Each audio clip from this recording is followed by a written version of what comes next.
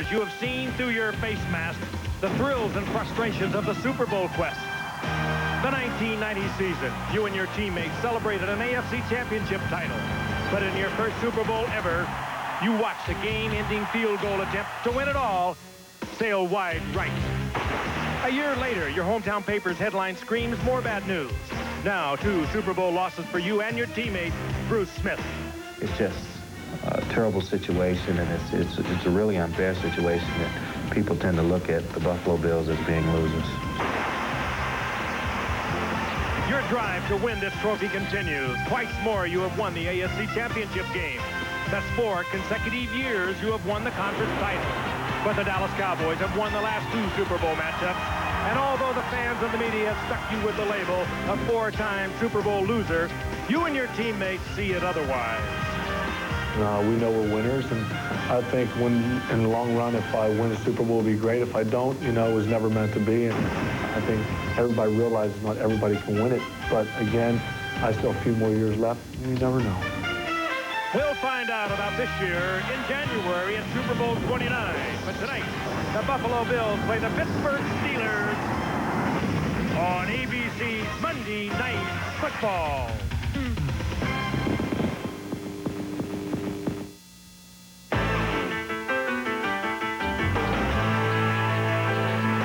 Well, it's Monday night and we're ready to rock. Time to get all the hits, bangs, and the flops. It's the Super Bowl season driving in full gear. ABC's big party the 25th year. We gotta get ready. We gotta get right. Cause the Bills and the Steelers are button heads tonight. So get ready. I mean, get ready. Are you ready for the football? A Monday night party. We got Frank and Al and Dan. They're gonna get it kick-started. Lynn and the crew's all set. The crowd is tight. Cause all my rowdy friends are back for Monday night. Pittsburgh, Pennsylvania, the Steel City on a beautiful, balmy mid-November evening. The skyline of the city has been illuminated with the Pittsburgh Steelers a Monday Night Football. The Steelers are home tonight at Three Rivers Stadium. A sellout crowd on hand as the Steelers entertain the Buffalo Bills. Hello again, everyone. Frank Gifford with Al Michaels and Dan Deerdorf. Glad you're with us for this one. A good football game. The Bills and the Steelers, an important game for both teams with a lot of playoff implications. The Steelers coming into tonight are 6-3, and they need a win tonight to stay one behind the 4-real Cleveland Browns. The Steelers coming in on a high note. They get running back Barry Foster back tonight, and in their minds is 1 year ago when they beat this Bills team in every facet of the game right here on Monday Night Football, 23-0. Meanwhile, Buffalo Bills are 5-4, and now they're not staggering, but this is a team that's coming in hurt. They need a win to stay one behind the Miami Dolphins in the AFC East. Frank, it's not overstating it to say this is a vital game for them. Only one team in history has ever started a year 5-5 and made it to the Super Bowl, the 1979 Los Angeles Rams. The Bills have been simply terribly inconsistent. On October 9th, they played beautifully. They beat Miami at home. The next week, they turned around and at home lost to Indianapolis. Then they played their best game of the year against Kansas City, blew them away 44-10. Last week, they go to the Meadowlands. They make a ton of mistakes and lose. So they try to get back on track tonight. I know this is a recording, but the key to a Buffalo win, Thurman Thomas. He has a big night. They've got a great chance. If he doesn't, they're really scrambling. The Bills come into Pittsburgh, and through 25 years, Dan, a lot of folks have very much looked forward to Monday Night Football. None, however, more so than Bill Cowher. For very good reason, Al, as the Steelers are going for their 3rd consecutive playoff appearance under Bill Cowher. One of the things that have propelled them is their record on Monday night. They are going for their 6th consecutive win tonight on Monday Night Football. They win, and they win big on Monday night. They also win the old-fashioned way. That's by playing sound defense and by running the football. They were leading the league in sacks coming into this weekend. Dallas has moved 2 in front. They're going to try to catch up. They run the football. Barry Foster has been out for 3 weeks. He's coming back tonight. Rookie Bam Morris has filled in.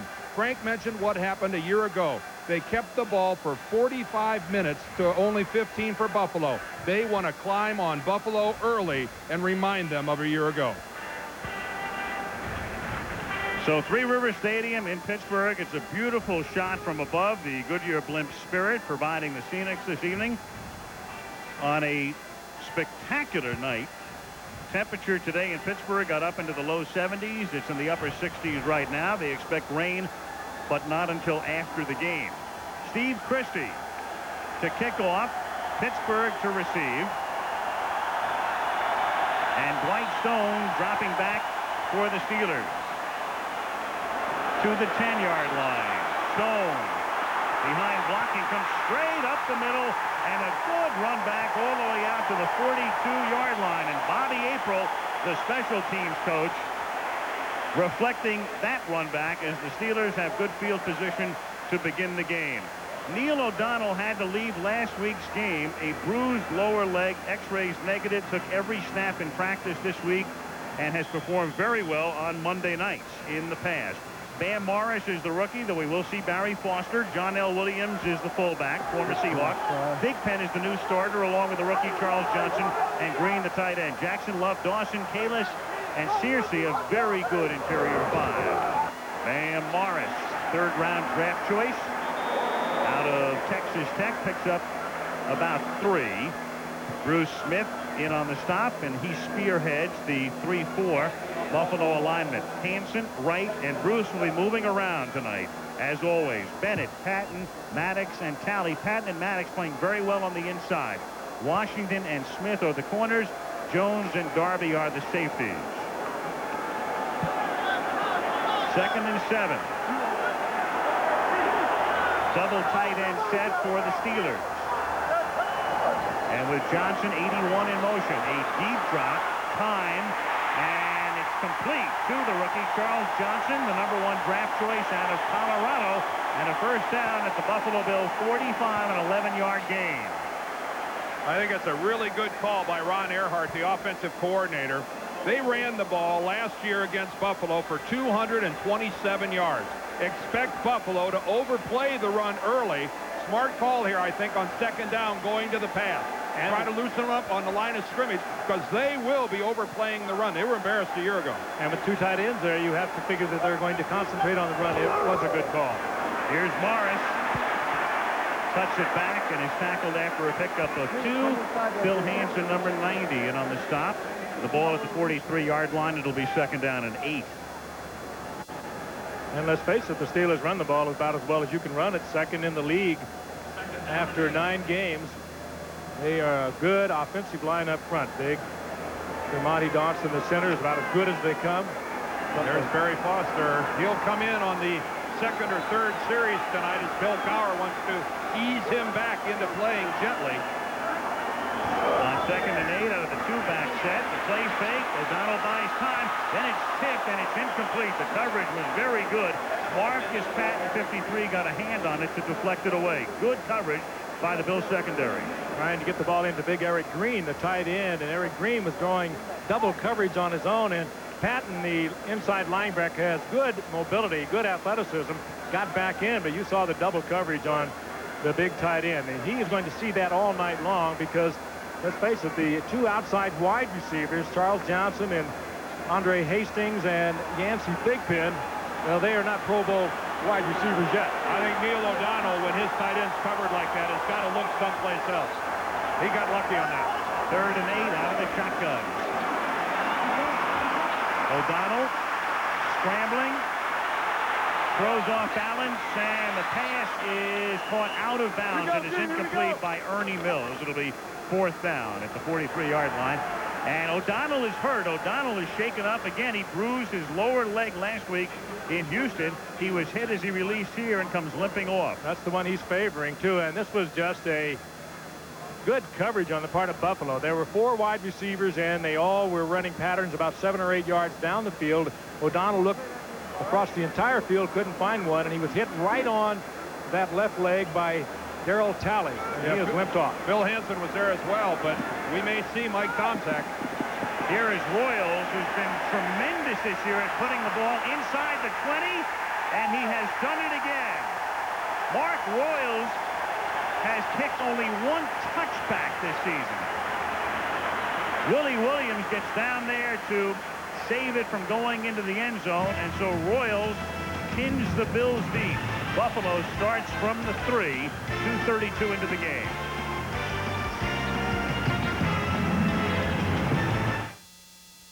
the age of 34, once again guiding the Buffalo Bills, and he begins this drive from the 3-yard line. The familiar names, Thomas and Gardner in the backfield, but Don Beebe is inactive tonight with a concussion. Copeland and Reed, the wideouts, Metzelar is the tight end.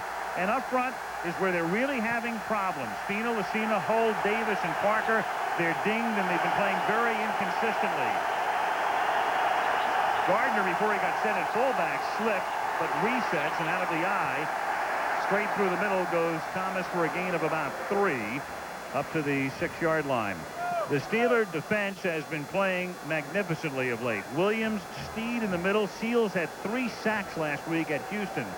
Green, Kirkland, Brown, and the perennial Pro Bowler Greg Lloyd. Rod Woodson, one of the all-time greats, with figures on the other side. Lake and Perry are the safeties. Perry has 6 interceptions this season. Gardner lines up as a tight end on the left side, and they give it to Thurman Thomas running to the strong side. He takes it up to the 9-yard line. He is tackled there by Joel Steed. There's a look at O'Donnell, who came limping off after that last series, stretching it out. Well, he had a bad bruise. In fact, they x-rayed it. They thought he might have broken a fibula last week, but he doesn't, and I'm sure we'll see him again. Meanwhile, for Buffalo, their big problem tonight is no speed on the outside. Their speed was represented in Don Beebe because of his concussion last week. He's sitting this one out, and they just don't have it out there. Andre Reed is the man they like to go to, but he is not a deep receiver. There he is, bottom of the screen. Marv Levy watching his club on a 3rd and 5, but a whistle before the snap, and our first call of the night from the referee, Ed Hockley. I think we had a flinch on the Buffalo offensive line. I thought their right tackle might have jumped. This is going to back him up even farther.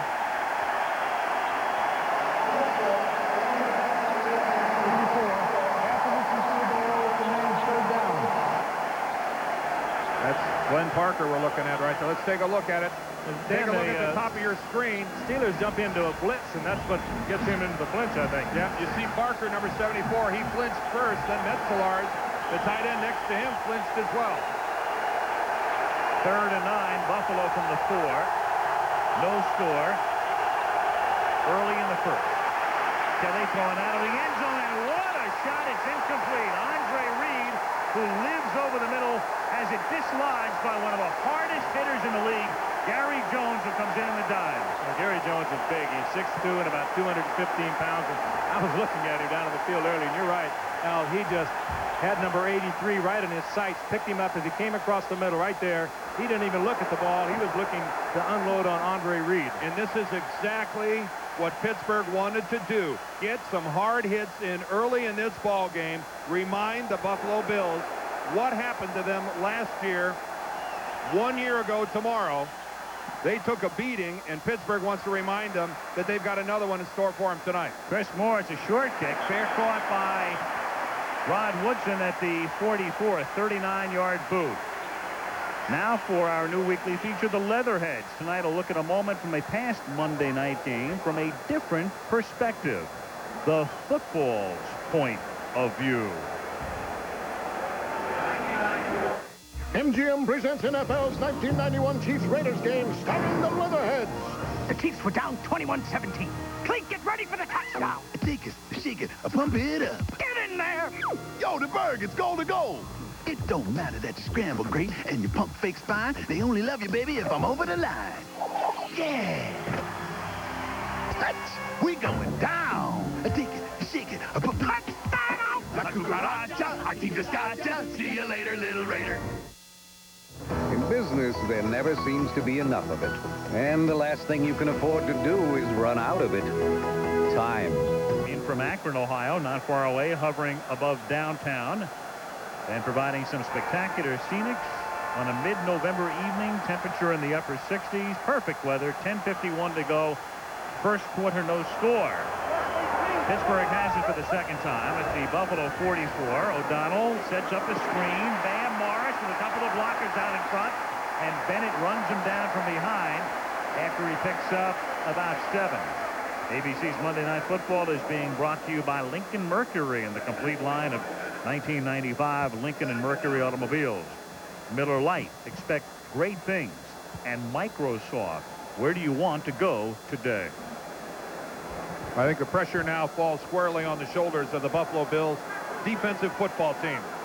Pittsburgh defensively has made a big hit. They have asserted themselves.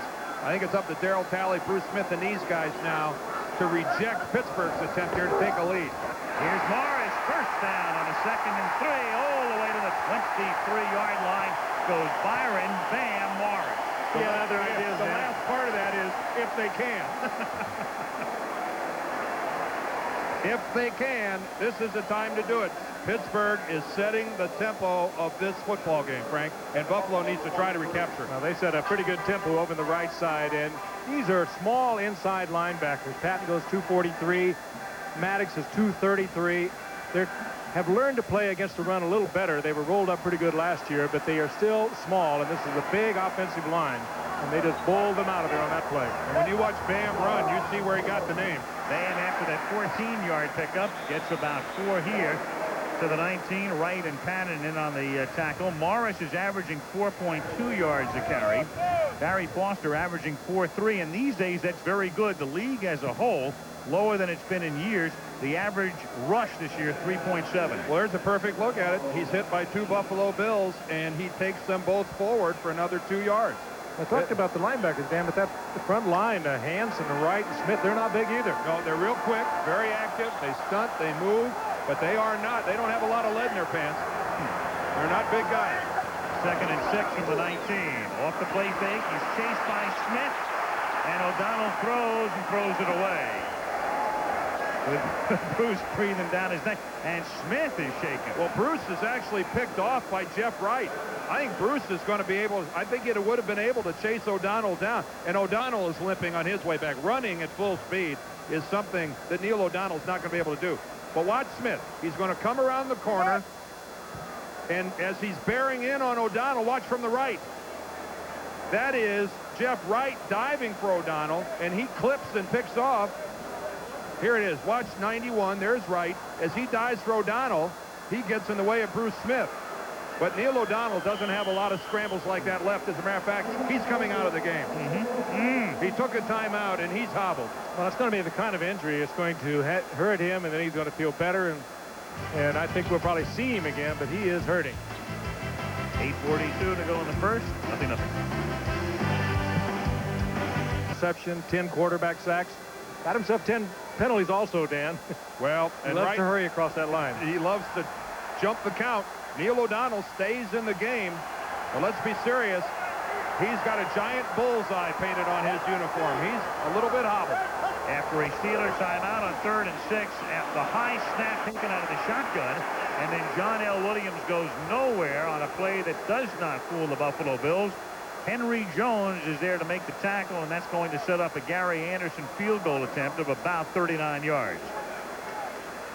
Well, with the success the Steelers have had going right at him, you kind of wonder about that call. They've been bullying them off the line of scrimmage, and anything that's going to go laterally, this is a very quick team, Buffalo. They are very effective against anything that is late developing. 39-yard attempt. Gary Anderson seeking the 300th field goal of his illustrious career. And there it is. So the Steelers take advantage of good field position after the punt. 8:01 to go in the first quarter. Pittsburgh draws first blood. 3-0. His left lower leg and ankle rewrapped and retaped on the Pittsburgh sideline. Sometimes, Frank, that tape job, when you get running around, your ankle begins to swell, and it causes you a lot of pain. Sometimes it's better to get a little looser wrap put on. Anderson's kick is fielded by Yanel Jourdain from the 3. And Jourdain runs it back to the 30-yard line, a 27-yard return, and that's where the Bills will begin their second possession. Well, next Monday, we go to Houston, and there was news today. The Giants will take on the Oilers. Jack Pardee was fired today. Jeff Fisher, the defensive coordinator, is now the new head coach of the Houston Oilers. In fact, we will speak with Jeff at halftime tonight. So the Giants are reeling. They've dropped 7 straight. The Oilers are 1-9. New coaching change, and apparently the run and shoot will be junked. Well, the matchup next Monday. That's because Kevin Gilbride, the offensive coordinator, was fired along with Jack Pardee. And Dick Curry's going to run the offense. More on that at the half. From the 30-yard line. Kelly sets up the screen to Carwell Gardner, who bangs his way out to the 40 and close to a first down. Levon Kirkland making the tackle. And if you haven't seen these Buffalo Bills lately, they do not run their hurry-up offense quite so much as they used to. Marv Levy making that decision, along with his offensive coordinator, Jim Schaffner. And a lot of it has to do with the fact they've changed a lot of people up in that offensive line. They like to come out of the huddle, give them a chance to think about it, rather than going quickly at the line of scrimmage. And other teams have just defensed it better.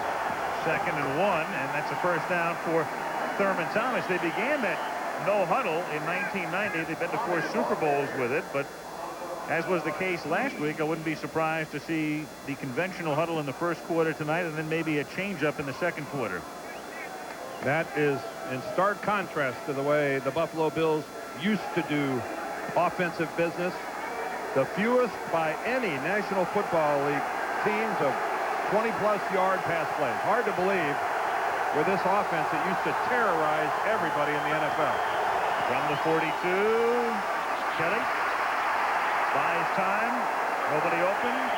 Copeland was covered, and down goes Kelly as Chad Brown knocks him to the turf.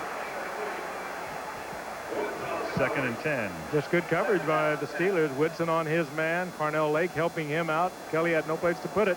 Finally just threw it away. And he's one of the best in the business, and he's been tested a lot this year. He will gamble. You give him a good, strong inside move, and he thinks you're going to make that move for a slant in or something. He'll go for the ball, and he can be beaten to the outside, but you pay a price. 2nd and 10 at the 42. Here's Thurman looking for room. Nothing.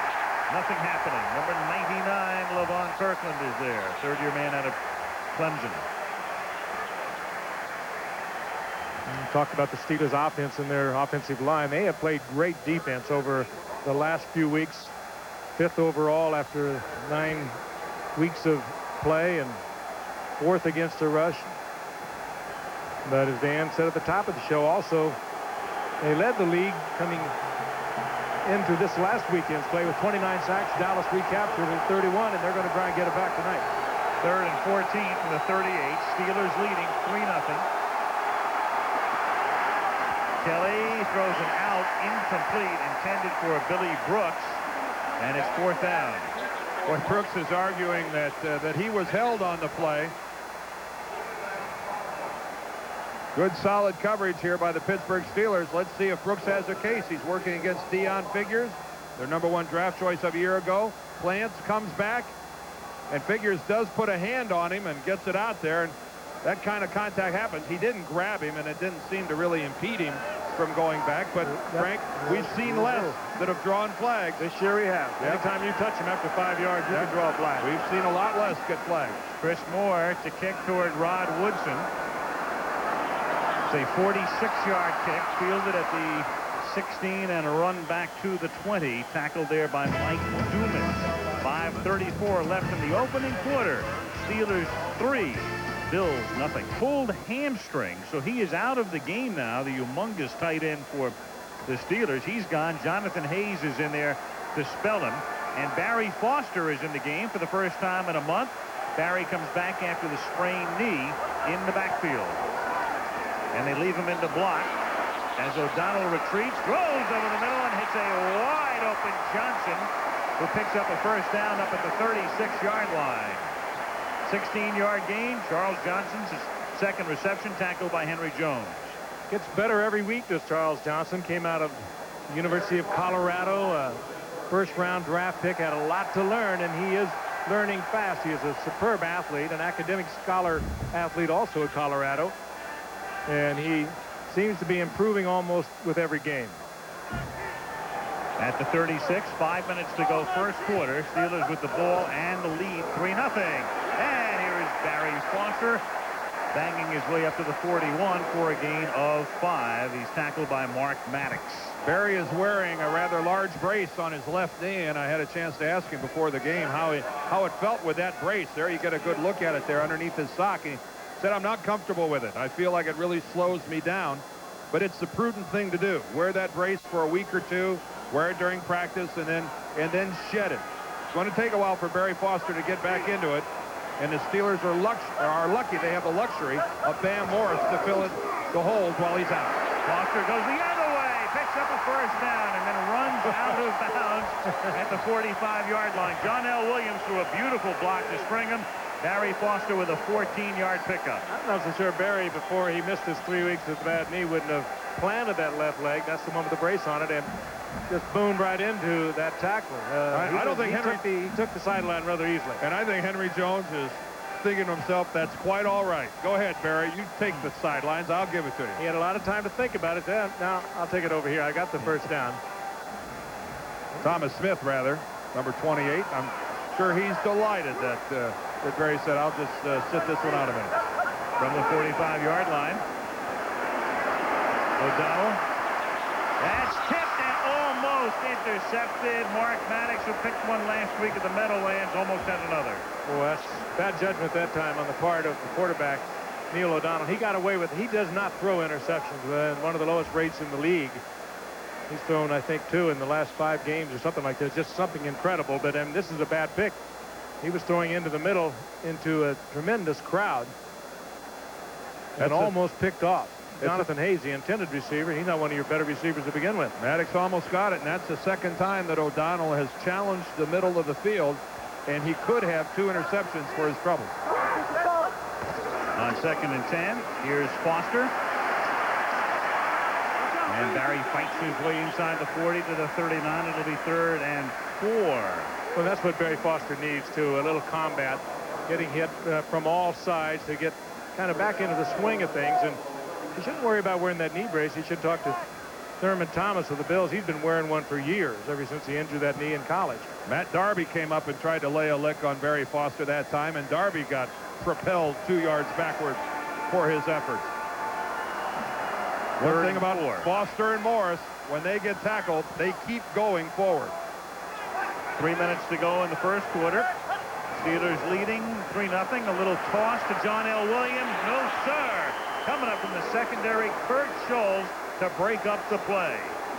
Well, I'll tell you, that had to be something that was put in just for this game. This is a flashback to the 40s. And Bruce Smith is shaken again.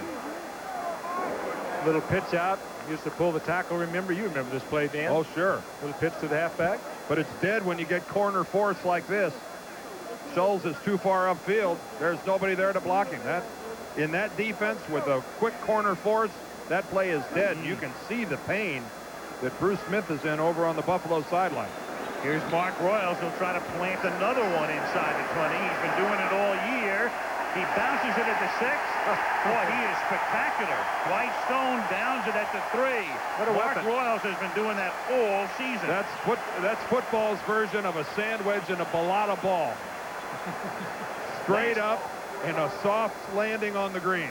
Last week, he punted 8 times inside the 20, an NFL record in the game at the Astrodome. Shows you a lot about their offense, too. They have struggled, and it's a good thing they've had this weapon. Both punts tonight down at the 3. That's 27 kicks this season for him inside the 20 and only 1 touchback. At the 3-yard line, the Bills with 2:13 to go in the quarter. Kelly retreats under pressure, throws, and the catch made up at the 13. And Copeland takes an extra shot, and forward progress will net him close to a first down. Ray Seals with the pop, and Bruce Smith in agony.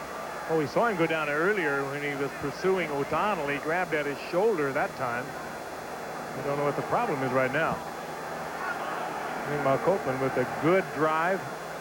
Had a couple of good plays that Copeland made against the Jets last week, and he is in there in place of Don Beebe. And he does not give you the speed that Beebe offered the Bills from the outside. With the forward progress before he was driven back, it was enough yardage for a Buffalo first down. And a big first down when you're starting inside your own 5. Now at the 13, 1st and 10. Kelly, a little short drop. Andre Reed makes his first reception of the night.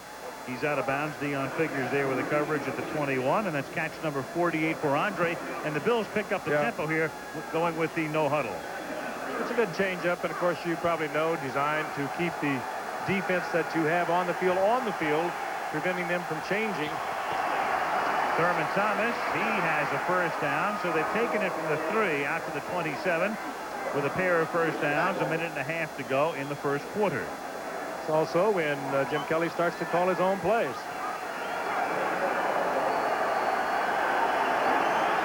Bills up at the 27. Everybody out into the pattern. The catch is made by Thurman Thomas, and he's run out of bounds by Chad Brown up at the 33.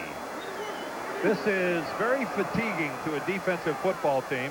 Here we have an unseasonably warm night here in Pittsburgh. I think it's a very smart move by the Buffalo Bills. Put a little stress and a little strain on the Pittsburgh defense, and looks like young Mr. Chad Brown and Thurman Thomas getting it on verbally a little bit. Now the crowd starts to come into it. 2nd and 4. And it is picked off by Rod Woodson. Goodbye. Touchdown, Pittsburgh. Oh, we told you he would gamble. If that would have been a hitch and go, it would have been 6 the other way, but he will take that chance. Boy, did he eat that up. I'm not sure Rod Woodson even took a step backwards in defensing that pass pattern. He is so confident in his ability to recover from a mistake. If he went back, it couldn't have been more than a yard or so. Whoa, did he eat that alive? Top of your screen. Trying to get the ball out to Bill Brooks, and he timed it out absolutely perfect. Boy, it's hard to smother one any more than that. Rod almost hurt himself trying to slow down. Everybody wants to showboat a little bit now. He almost slipped and hurt himself. Anderson for the point after. It's the 3rd time in Woodson's illustrious career he's run an interception back for a touchdown. He has 4 others on returns, the 7th of his career. 10-0 Pittsburgh.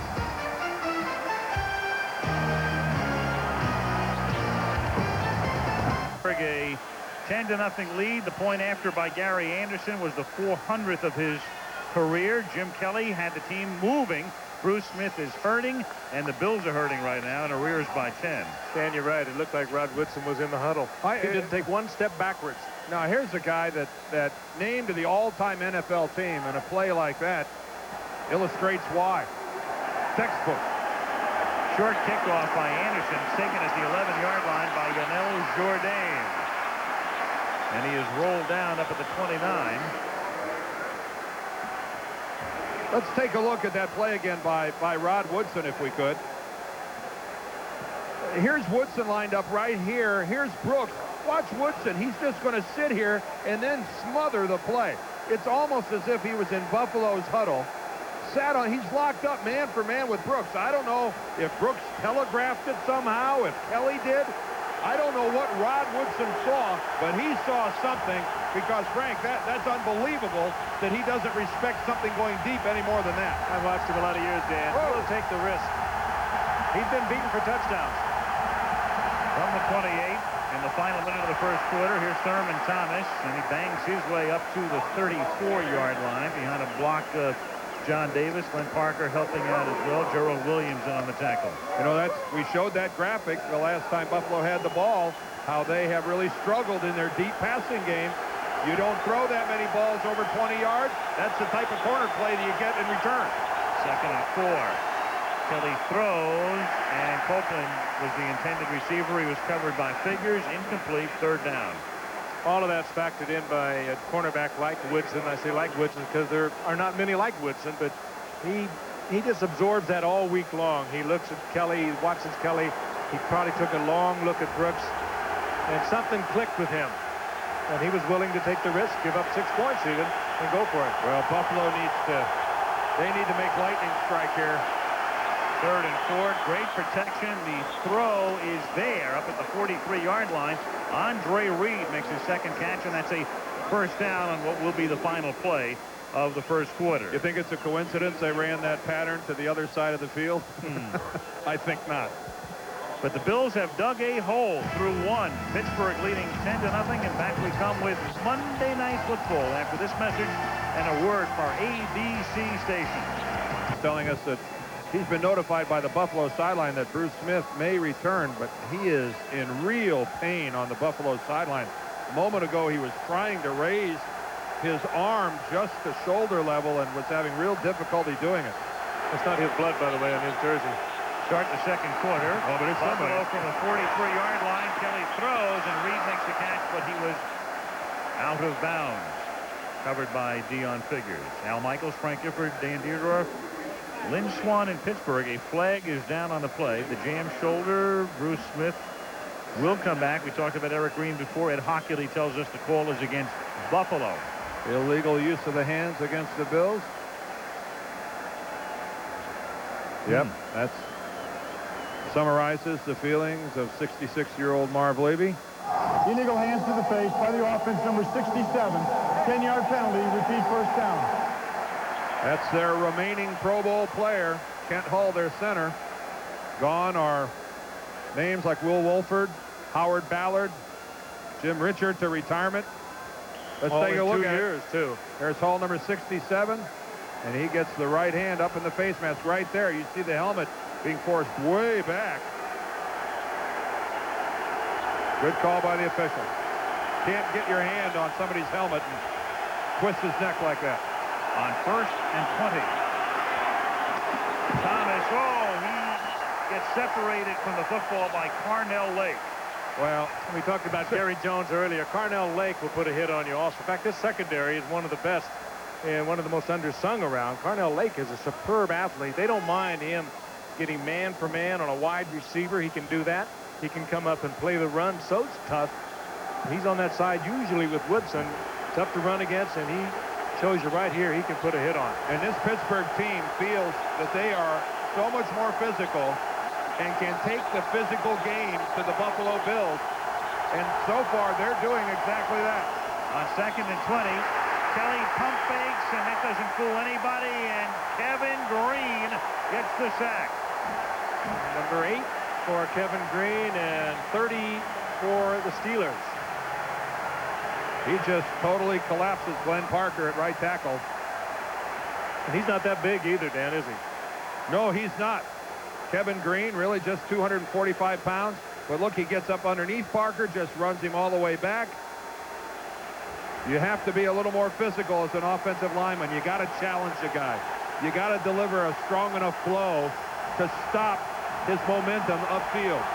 You can't just give. 3rd and 29 to convert. They had to get it to the Pittsburgh 47, and another sack. What a series for the Steelers defense.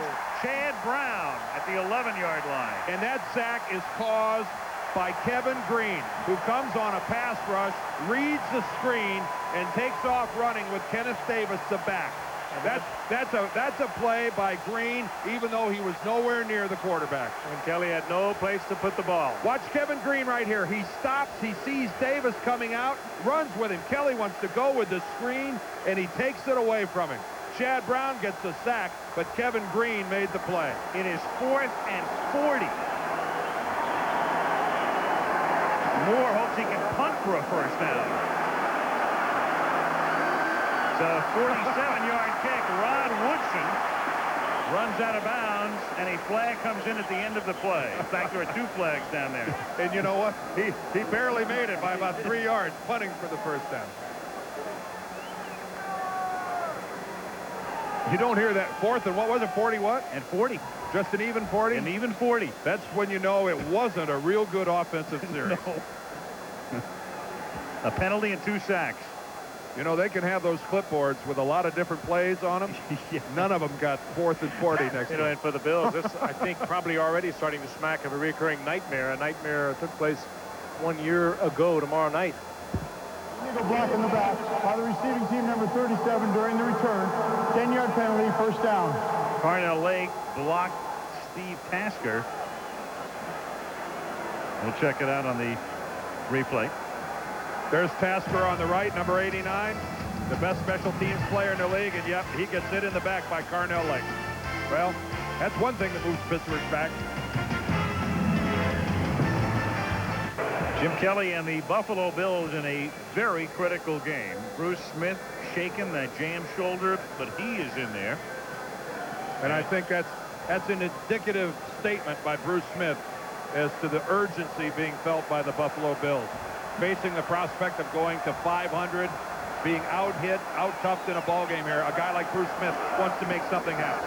O'Donnell from the 33. A one-hand grab by Foster, and Barry takes it up to the 42-yard line. O'Donnell went down. Henry Jones made the tackle. You want to make a guess who put Neil O'Donnell on the floor of the stadium? I have a feeling 78 might have been in there. I think your feeling is accurate.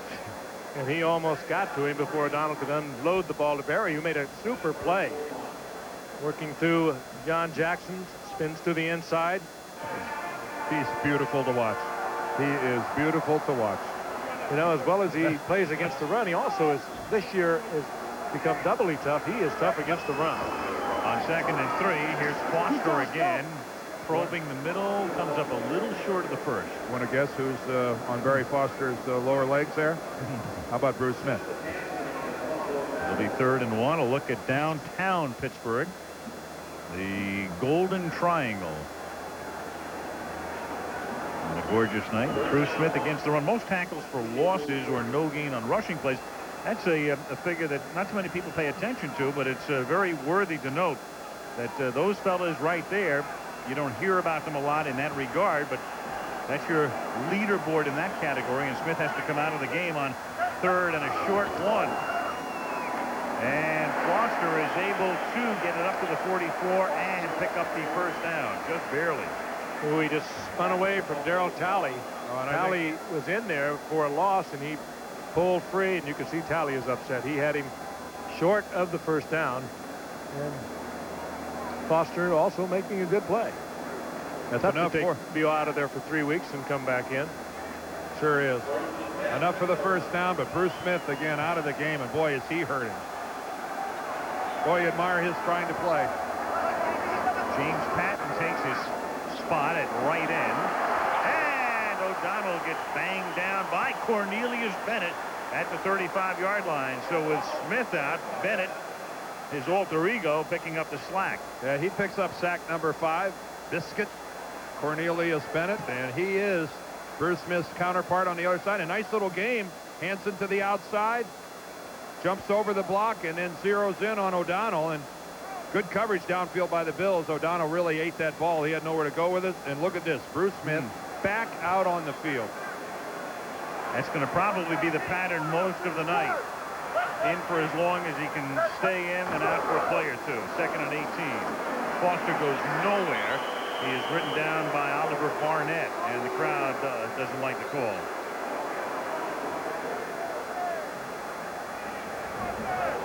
Just before Bruce came back into the lineup over in the sideline, you can see the pain. They're manipulating the left arm. It's the shoulder, and it happened early in the game when he was in pursuit of Neil O'Donnell, and his own man Jeff Wright cut him down, and he fell on that shoulder. 3rd and 17. Steelers leading 10-0 early in the 2nd quarter. O'Donnell settles underneath for Charles Johnson, but he is ridden out of bounds at the 44-yard line, well shy of the first down, and we'll see if Mark Royals can put another punt inside the 20. Well, that was a good series by Buffalo defensively. They stiffened when they had to. They're down 10-0, and now their offense better get off their duffs and make something happen, or this could be an awful long night for Buffalo. O'Donnell just a little late getting back and picking up the open receiver, Charles Johnson. O'Donnell in a lot of trouble before he could unleash the ball. Royals kicking. Jeff Burris, the Notre Dame rookie, accepts it at the 19-yard line and brings it back to the 24. Tackled by Victor Jones. A little pushy-shovey goes on with 9:54 left. First half. 10-0 Steelers.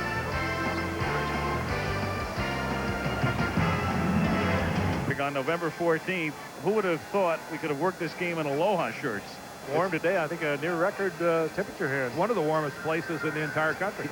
And folks in Buffalo, we know it was in the 70s in Buffalo today too. It was beautiful in Buffalo too. So warm down on the field also. Those players, you can see it, they were feeling it.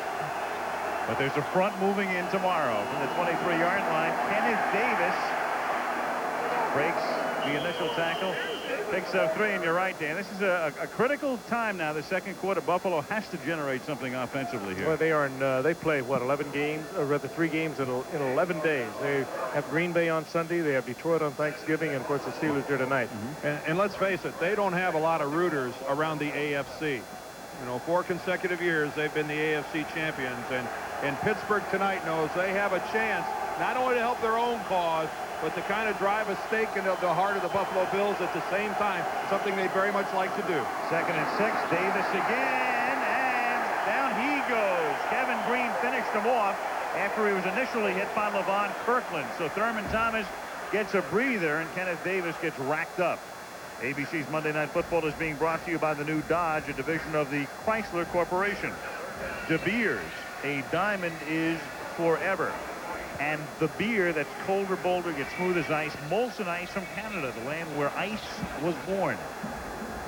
Hey, you don't lose a whole lot when you bring in Ken Davis. He is a big playmaker for the Buffalo Bills, has been over the years, but of course Thurman Thomas is one of the all-time greats. But not a bad backup, Ken Davis.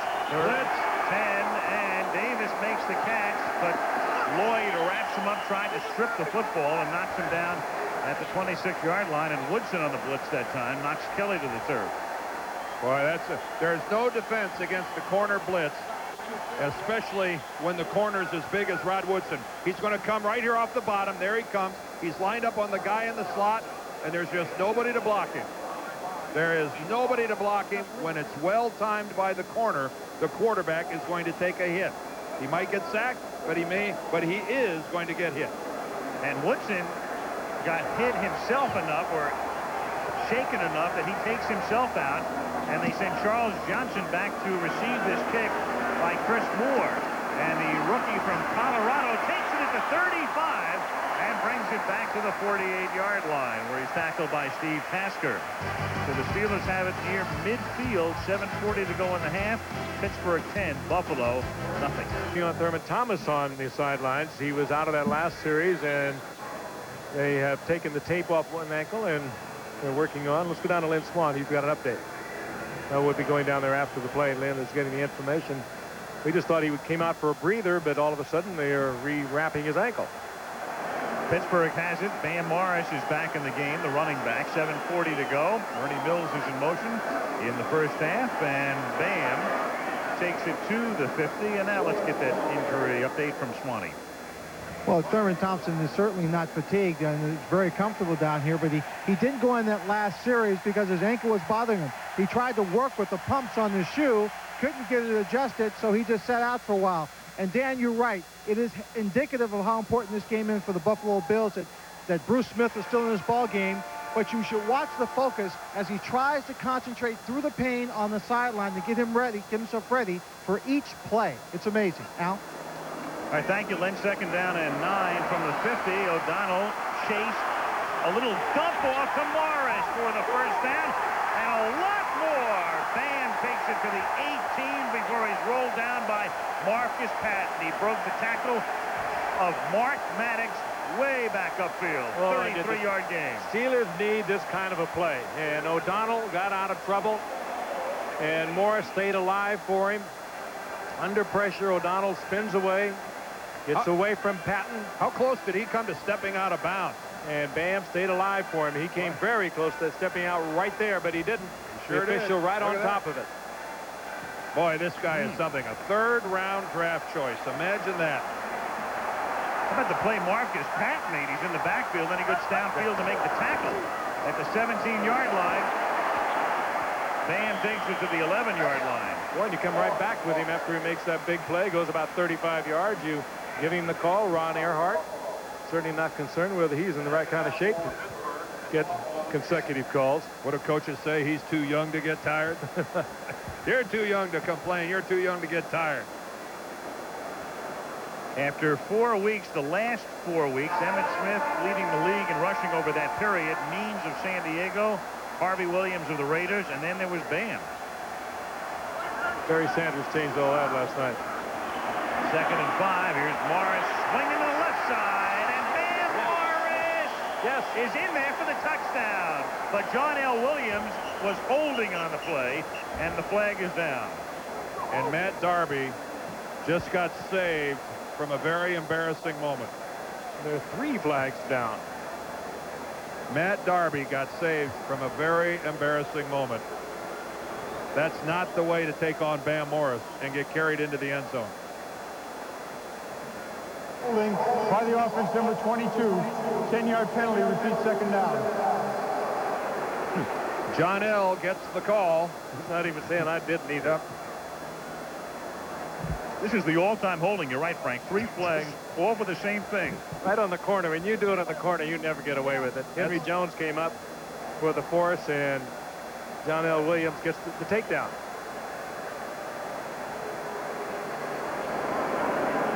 Well, Buffalo gets a reprieve. Bam gets a break. And Buffalo doesn't really get much of a break. Not when one guy comes out and Barry Foster comes in. Steelers with 3 times as much yardage, 5:30 to go in the half. Pittsburgh leading 10-0. It's 2nd and 15 at the 21. And it's Foster handing it to Mills on a reverse. He escapes and then brings it back to the 23-yard line. He's tackled there by Mark Maddox. Ron Earhart getting wild in his old age, huh? Boy, Mike Lodish almost had Mills for a big loss, and Mills was able to slip the tackle of Lodish. But not like Ron Earhart. One of the good guys in the NFL, Ron Earhart. And one of the talented guys in the NFL, former head coach with New England, 10 years with the Giants, got a couple of Super Bowls as offensive coordinator at 21 and 25. And Ray Hanley came in. They didn't see eye to eye, and so he joined Bill Cowher here in Pittsburgh. He's done a great job. Pittsburgh on 3rd and 10 or more, 2 first downs in the last 40, and here they are in that situation. 3rd and 16, and he can make it 2 for 41. John L. Williams, even had he made the catch, would have been considerably shy of the first down, and that'll set up a 39 or 40-yard Gary Anderson field goal effort. The holding call cost the Steelers the opportunity to get it into the end zone, and they'll settle for a 3-point attempt. And it's one of those holding calls that you can look at and say, if he wouldn't have held, it wouldn't have been a touchdown. It really was right at the point of attack. And you'd have to assume that Henry Jones would have gotten in on that play. Anderson seeking his 2nd 39-yard field goal of the night. He opened the scoring with one. And it's a replay. Boy, he's good. He'll be a free agent at the end of the year. I think he might get some interest. 4:49 to go in the half. Pittsburgh extends its advantage to 13-zip. New York and San Francisco and these other cities that look so beautiful from the air. And then there's Pittsburgh with the Golden Triangle, the confluence of the rivers, and there sits Three Rivers Stadium. All the bridges. They love their Pittsburgh Steelers, and well, they should. They've enjoyed their share of success over the years. Ran into Chuck Noll on the way into the game tonight. This kick is taken by Jourdain at the 6-yard line, and he gets popped up at the 25-yard line.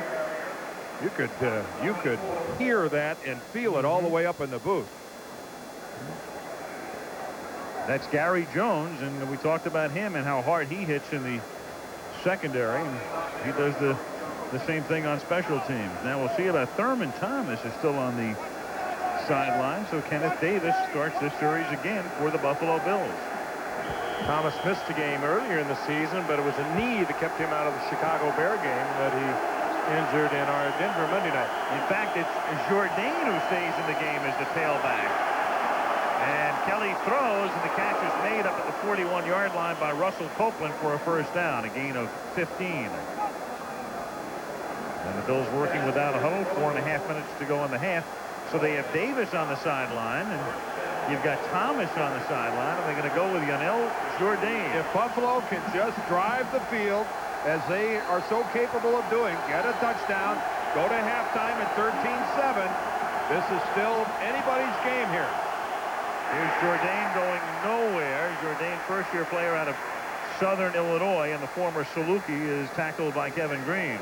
They have got to find a way to get down the field and get some points. It's just a feel to a game. There is a dominance, a physical dominance on the part of the Steelers, even though you know that the have the capabilities, the Bills, of making that big play, but there's a feel to this one that they are just getting smacked. Buffalo has not advanced past its own 43. And on second and long, it is dropped. It is incomplete at the 45. Andre Reed covered by Rod Woodson. Whether Woodson might have got a hand and knocked it out of there. Andre Reed, Woodson was saying he didn't have control of the ball. Let's take a look. Maybe you have an opportunity to see. Well, Andre, he put a hand in there, left hand, and knocked it out. Beautiful work by Woodson. Again, Reed, one of those guys playing hurt. Bad knee. 3rd and 11. From the 39. 13-0 Steelers. Kelly throws, and the catch made by Copeland. Did he get the first down, though? As we widen out, we can see that he has to get just across the 50. They're going to give it to him. They're going to give it. I didn't think he got across the 50. Now, the ball, I think, was just over the 50, and that's, of course, where they mark it. Let's see where we'll take a quick look at it. Oh, and he got a foot across the line. Tough to tell whether the ball did. Nonetheless, Buffalo first down. They give it to him, and you know, Jourdain slips through the middle. And Jourdain takes it inside the 35 to the 34. Finally tackled by Perry, and he's saluted by Thurman Thomas. Well, everybody who's rooting for Buffalo should salute that. What an effort. What an effort by Jourdain. Yeah, he kind of surfaced last week with a couple of fine kickoff returns. We know he's a good athlete because had anything happened to any of the wide receivers, he could have gone to wide receiver tonight. From the 34, and Kelly gets taken to the turf by Greg Lloyd.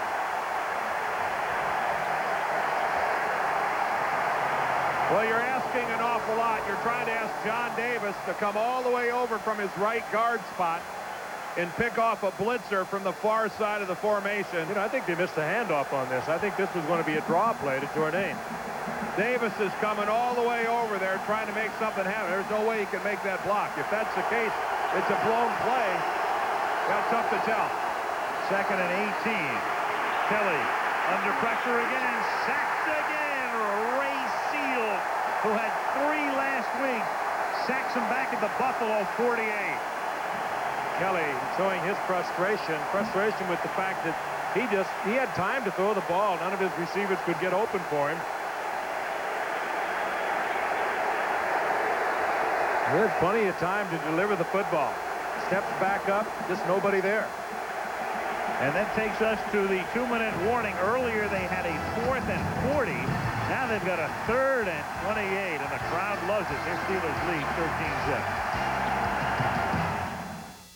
As the Goodyear blimp Spirit provides the overhead view into Three Rivers Stadium, which is becoming a house of horrors for the Buffalo Bills. They sure are seemingly infatuated with 3rd and very, very long. Jim Kelly brings a hell of an attitude to the huddle, though, doesn't he? Did you see that shot a moment ago? You could just read his lips. Let's go, guys. Give me a little time. Unfortunately, here comes Lloyd. Here comes Green. Here comes Seals. On 3rd and 28, they rush 4. They get a lot of heat on him. They almost sack him again. He throws off balance, and the catch is made by Billy Brooks at the 34-yard line, but well short of the first down. In field goal range, however, that was a big play. Great play by Kelly. Almost sacked. Almost sacked by, I think Jason Gilden, number 92, is the player that almost gets him.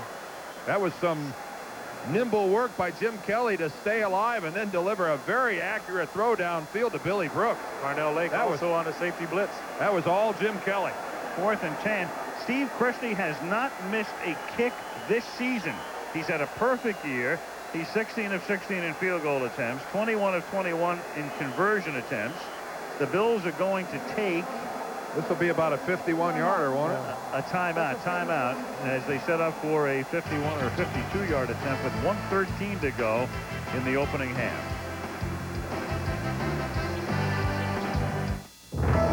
They speak it in England, France, and... Christie's perfect season can continue. It will be a 52-yard attempt because Frank Reich's going to put it down at the 42. He has a career long of 59 last year against Miami.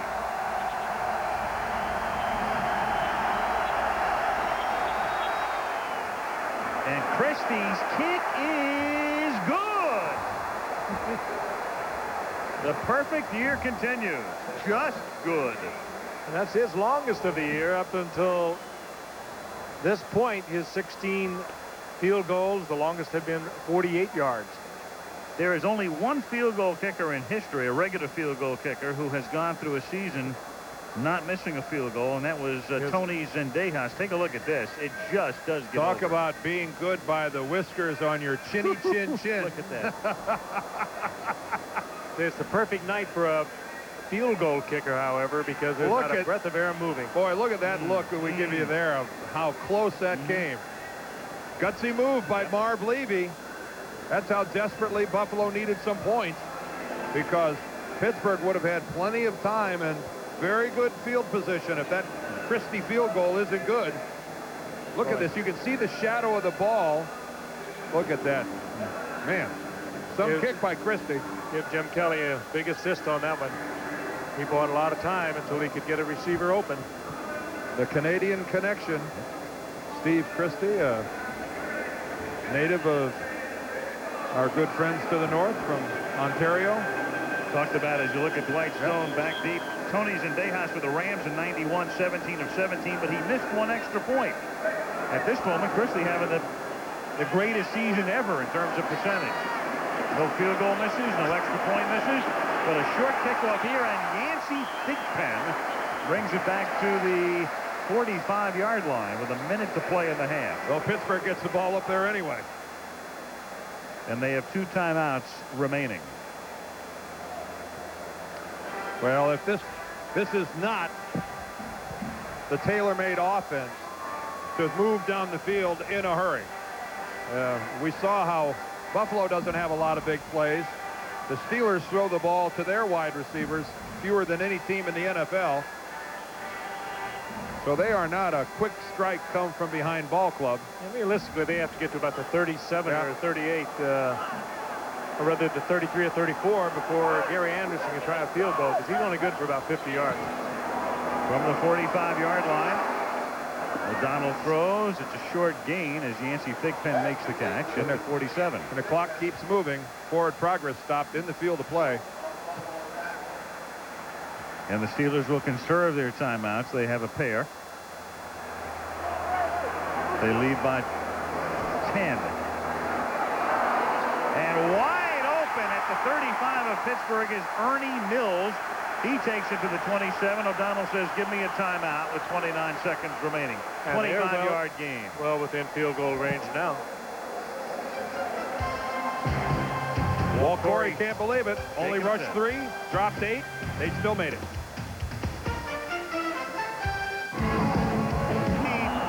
Incomplete, intended for Yancey Thigpen. It takes a little shove at the end. Second down. Well, you made my day. Good play by O'Donnell. Good coverage on Thigpen. He just threw that one away. Thomas Smith was back there. He was getting coverage from inside, getting help, as you can see, from the inside. Kurt Schultz over there to help out. Yeah, the crowd not too happy that Schultz just takes a shot and pushes Yancey Thigpen down on an uncatchable ball. Second and 10 at the 27. 23 seconds remaining. Steelers have a timeout left. Pittsburgh up 13-3. O'Donnell wings one over the middle. It's complete. Andre Hastings makes his first catch of the night at the 11. And O'Donnell takes Pittsburgh's final timeout. Well, without the big tight end, Eric Green, out with the pulled hamstring, the Steelers are going with a lot of 3 and 4 wide receiver offense in passing situations. Well, and they have been effective. Now Earhart and Cowher have a decision whether or not they want to try to force the ball into the end zone, take a shot at a touchdown. Looks like they're going to do it. They're talking it over with O'Donnell. This is obviously a play into the end zone with no timeouts left. They can't stop the clock in the field of play, so this will probably be some sort of a fade pattern into the back corner of the end zone. This is when you wish you had your big tight end, Eric Green. Coming up at the half, Jeff Fisher will join us from Houston. He's the new Oilers coach. Jack Pardee fired today. The Oilers 1-9. Brent Musburger comes along from New York. Steve Young, the 49er quarterback. Alvin Harper of the Cowboys will talk about yesterday's game in San Francisco, won by the 49ers. First and 10 at the 13-yard line, and O'Donnell just throws it out of the end zone halfway to Aliquippa. That was nothing obviously open for O'Donnell. He just threw that thing out of here. Get the field goal team on, get our 3 points, and let's go in and talk it over. I'm sure he was told if you throw an interception or take a sack, don't bother coming back. You just follow the ball. You out, go to out that tunnel. You can go to Buffalo's locker room for halftime. Now Gary Anderson will try to add his third field goal of the night. It's a 30-yard attempt. Whoop. Nice placement by Royals. The snap a little errant. Royals put it down. Kendall Gammon with the snap. And with 6 seconds remaining, they tack on another 3 to the Steelers and increase the advantage to 16-3 over a perplexed Marv Levy and the Buffalo Bills. Darryl Talley not popping right up. And you're right, Al. That was excellent work by Royals. Getting that ball placed not only quickly, but properly. See if we can take a look at it here. Look at the ball's low. It skips back, and look how quickly Royals gets it, places it in position. But you see, Gary, though, he didn't even hesitate. No. Right in rhythm. He just relied so heavily on Royals placing that ball. Not easy to do. Kendall Gammon, the center, who snapped it back. And just like that, because of the good kickoff return, Buffalo's field goal is negated by Pittsburgh. And there's Talley still down.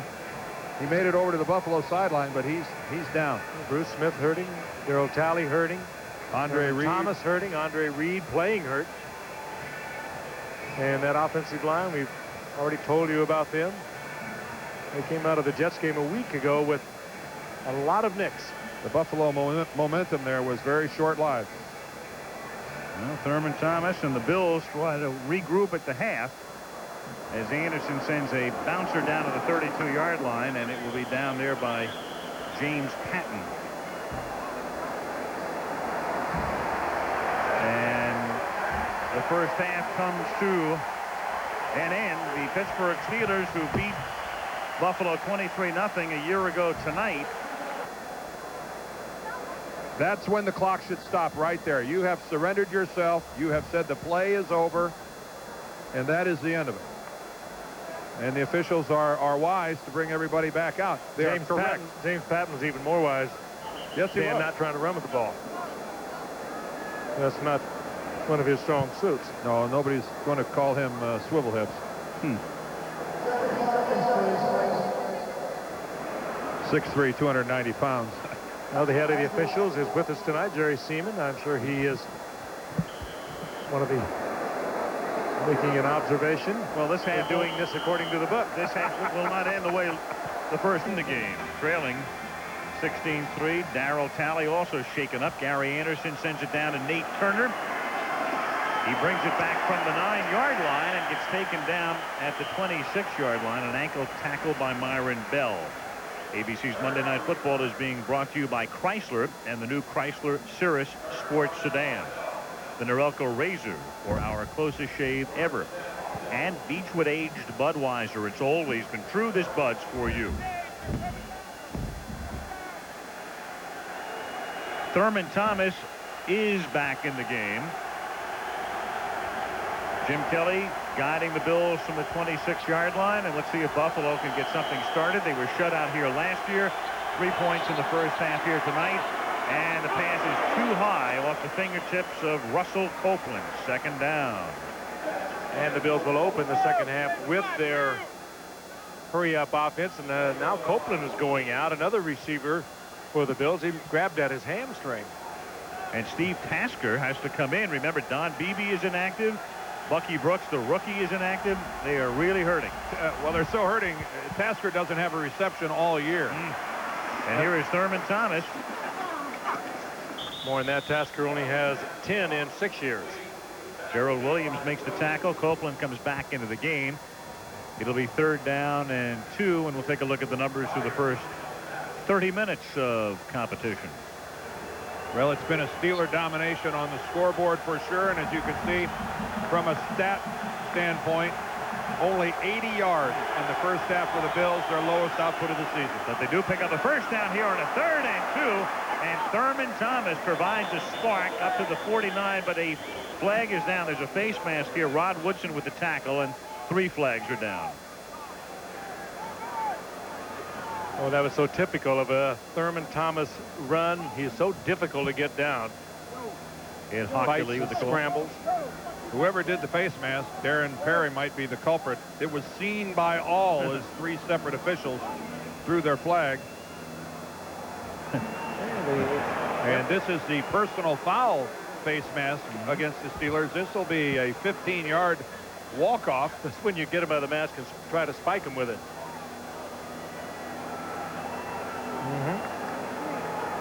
No problem with the communications, but it was rather obvious. And they'll walk off big time. Here comes Thurman Thomas. Perry's 39, by the way. Let's see if it's him. Yep. No? Well, there's a couple of them. Well, if that's the face, I guess that's the face mask. The only hand on a face mask we saw right there. That's blatant enough, though, and dangerous enough, and you're running full speed to get that personal foul call. That's a very dangerous maneuver. Thomas out and El Jourdain is in. I'm surprised that was the 15-yard face mask. He never really did grab it and latch on, which is normally what it takes. Well, you got John Davis jumping. You got Yanel Jourdain, who has played very little in the backfield, leaning in to hear Kelly's signals. Prior to the snap, number 65 offense, 5-yard penalty, it remains first down. This is the concern on the part of Jim Schaffner about running this hurry-up offense with the new line, if you will, the new offensive line, not the experienced one that they've had for a couple of years, and this is why they've not been doing a lot of it. They like to come out of the huddle, give the linemen a chance to think about it as they move up to the line of scrimmage. 1st and 15, early 3rd quarter, 16-3 Steelers. And Jourdain is taken down at the 44. Now, Jourdain had never carried the ball in the NFL until tonight. He was a practice squad member last year. As Frank mentioned, he's been giving them a spark in their return game. And tonight, with Thomas in and out of the lineup, they've been going to Jourdain, but right here he loses a couple. Well, there's a lot of movement up front by the Pittsburgh Steelers, and it is obviously confusing Buffalo as far as who is to block whom. Thomas back in the game, 2nd and 17. And Copeland is for the flag, and here they come.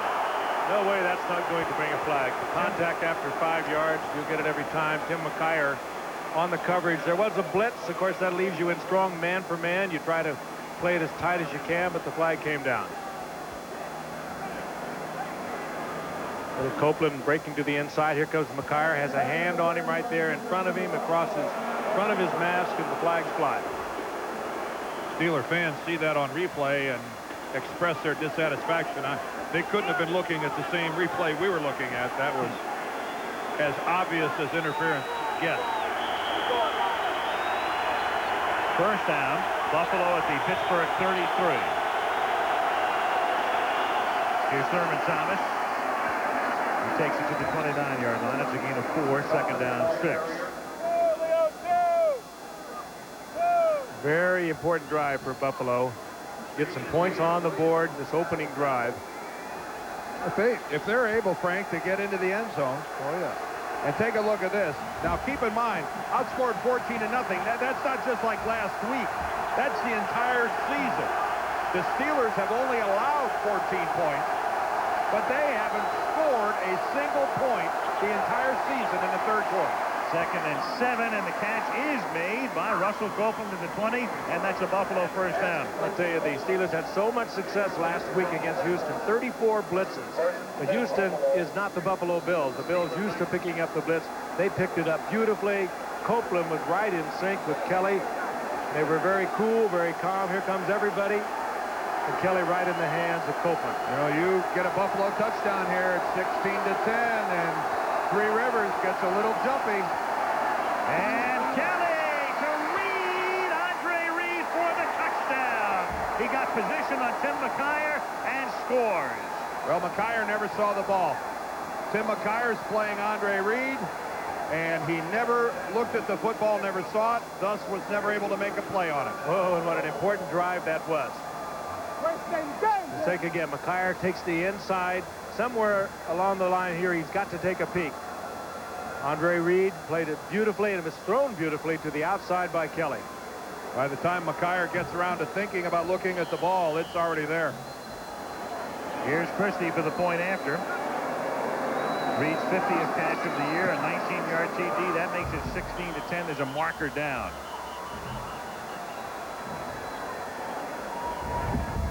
.56 remaining in the third quarter as we check out the violation. Well, I'll tell you, that was also a lot of faith on the part of Kelly and his receiver, Andre Reed, to throw it into the coverage, knowing and counting on Andre Reed to go up and fight for it and get the ball. Of course, they've connected now with 54 times for touchdowns. 24 yards in penalties against the Steelers here. 54 times, as Frank mentioned. Number 26 lined up in the neutral zone. It's a 5-yard penalty that will be carried over to the kickoff. That was a wonderful look at Andre Reed, who at first did not have control of the football, but then got it back, tucked it away before he got his feet down. That was just brilliant work by the 6-time Pro Bowler. That's why he's been to half a dozen. One out early, and they're not going to take any chances with him, so the big tight end is done for the evening. And having a good year too, Al. 34 receptions coming into tonight. This could hold him back for a while. Yep. Well, the 34 receptions made him the leading receiver of the Pittsburgh Steelers. A lot more pressure on the wideouts as Christie's kick is taken by Yancey Thigpen. And Thigpen brings it out to the 36-yard line. Keith Gilganius with the tackle. So the Bills go 74 yards, 24 yards in penalties aiding them. Reed with a 19-yard TD reception. Andre's had a big night.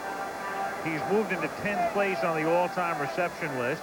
He now has 50 or more receptions in each of 9 straight years, tying the record held by Gary Clark with that record in progress for Gary, and Jerry Rice has already gone over 50 this season for the 9th straight year. And even though he's a 10-year player, you look at his build, you look at his durability, you think over the next 3 or 4 years, Andre Reed could keep playing this game. He's going to post some large numbers before his playing career is over. He's going to post Hall of Fame type numbers. Foster picks up a yard. Now, there it is, the active combination. Steve Young and Jerry Rice, 54 touchdowns. Kelly and Reed now with 54.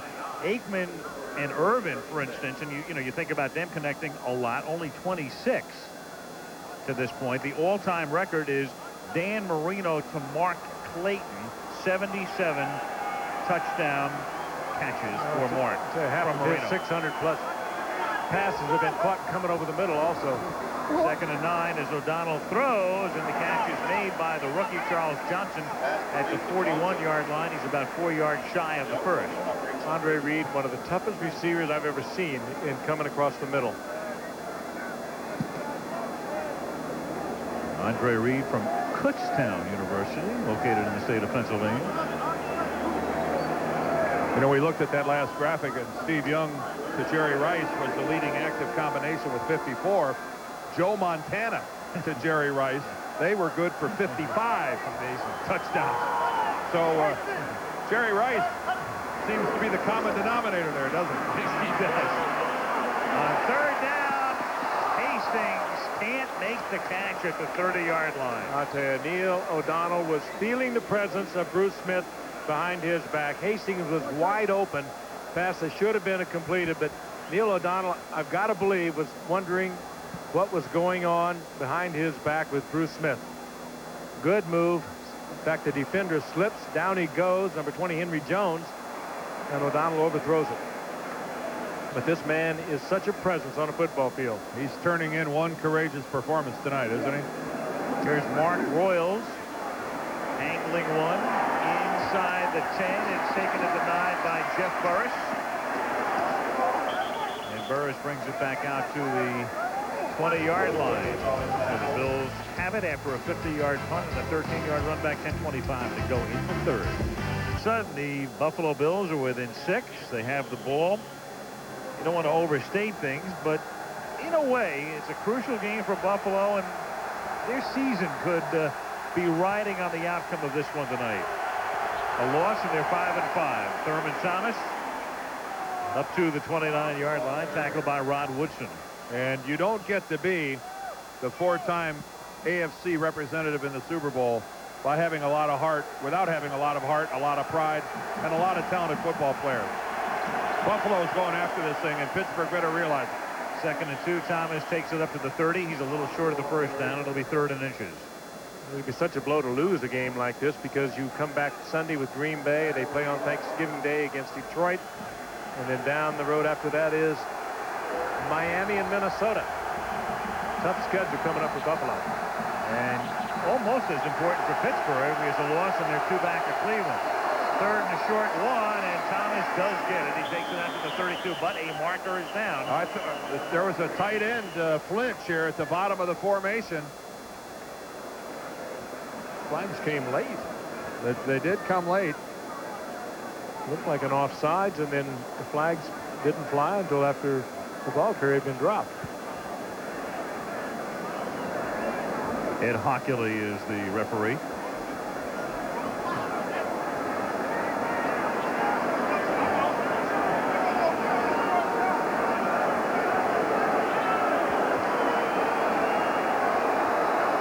He's talking to the line judge, who was on the near side of the field to our side.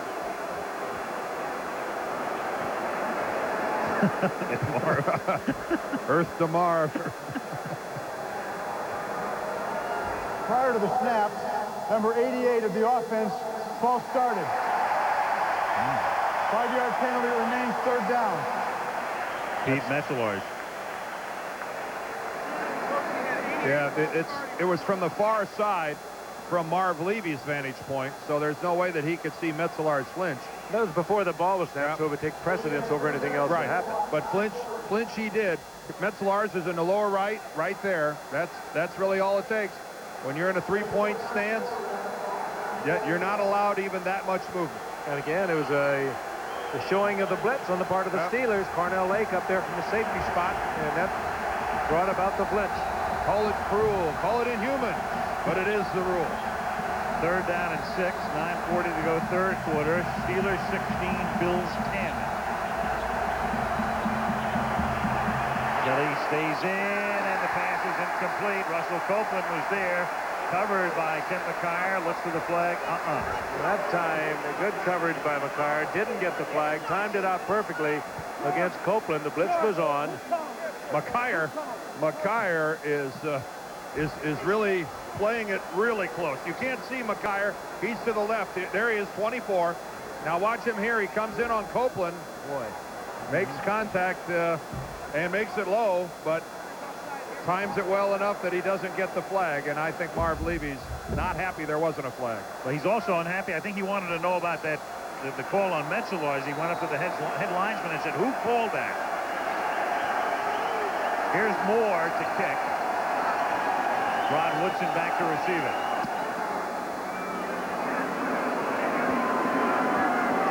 Beautiful kick.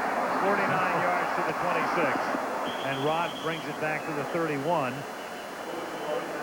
Tasker tackle. Tasker play by missed him and came back and got him.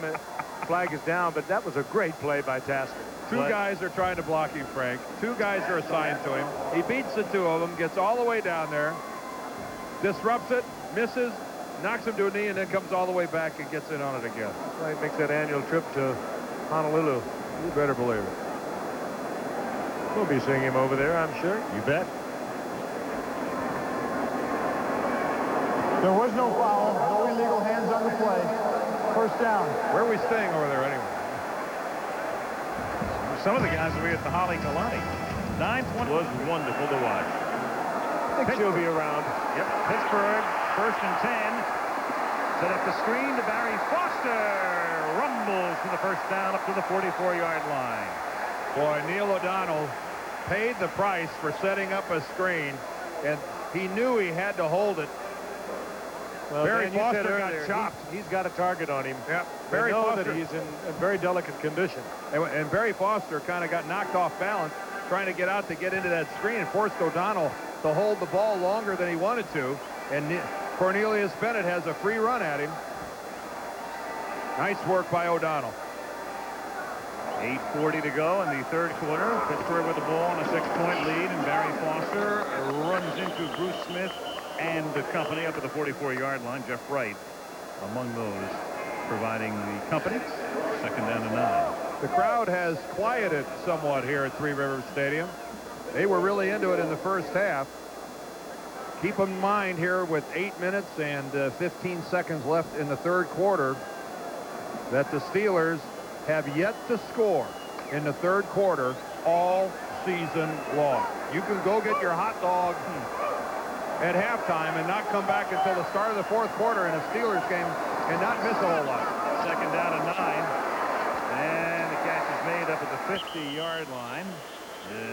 Yancey Thigpen is there. It'll be 3rd and 3. You know, and to put it into perspective, Dan, what's amazing is they scored 77 points in the second quarter, 50 points in the fourth quarter, and the goose egg in between.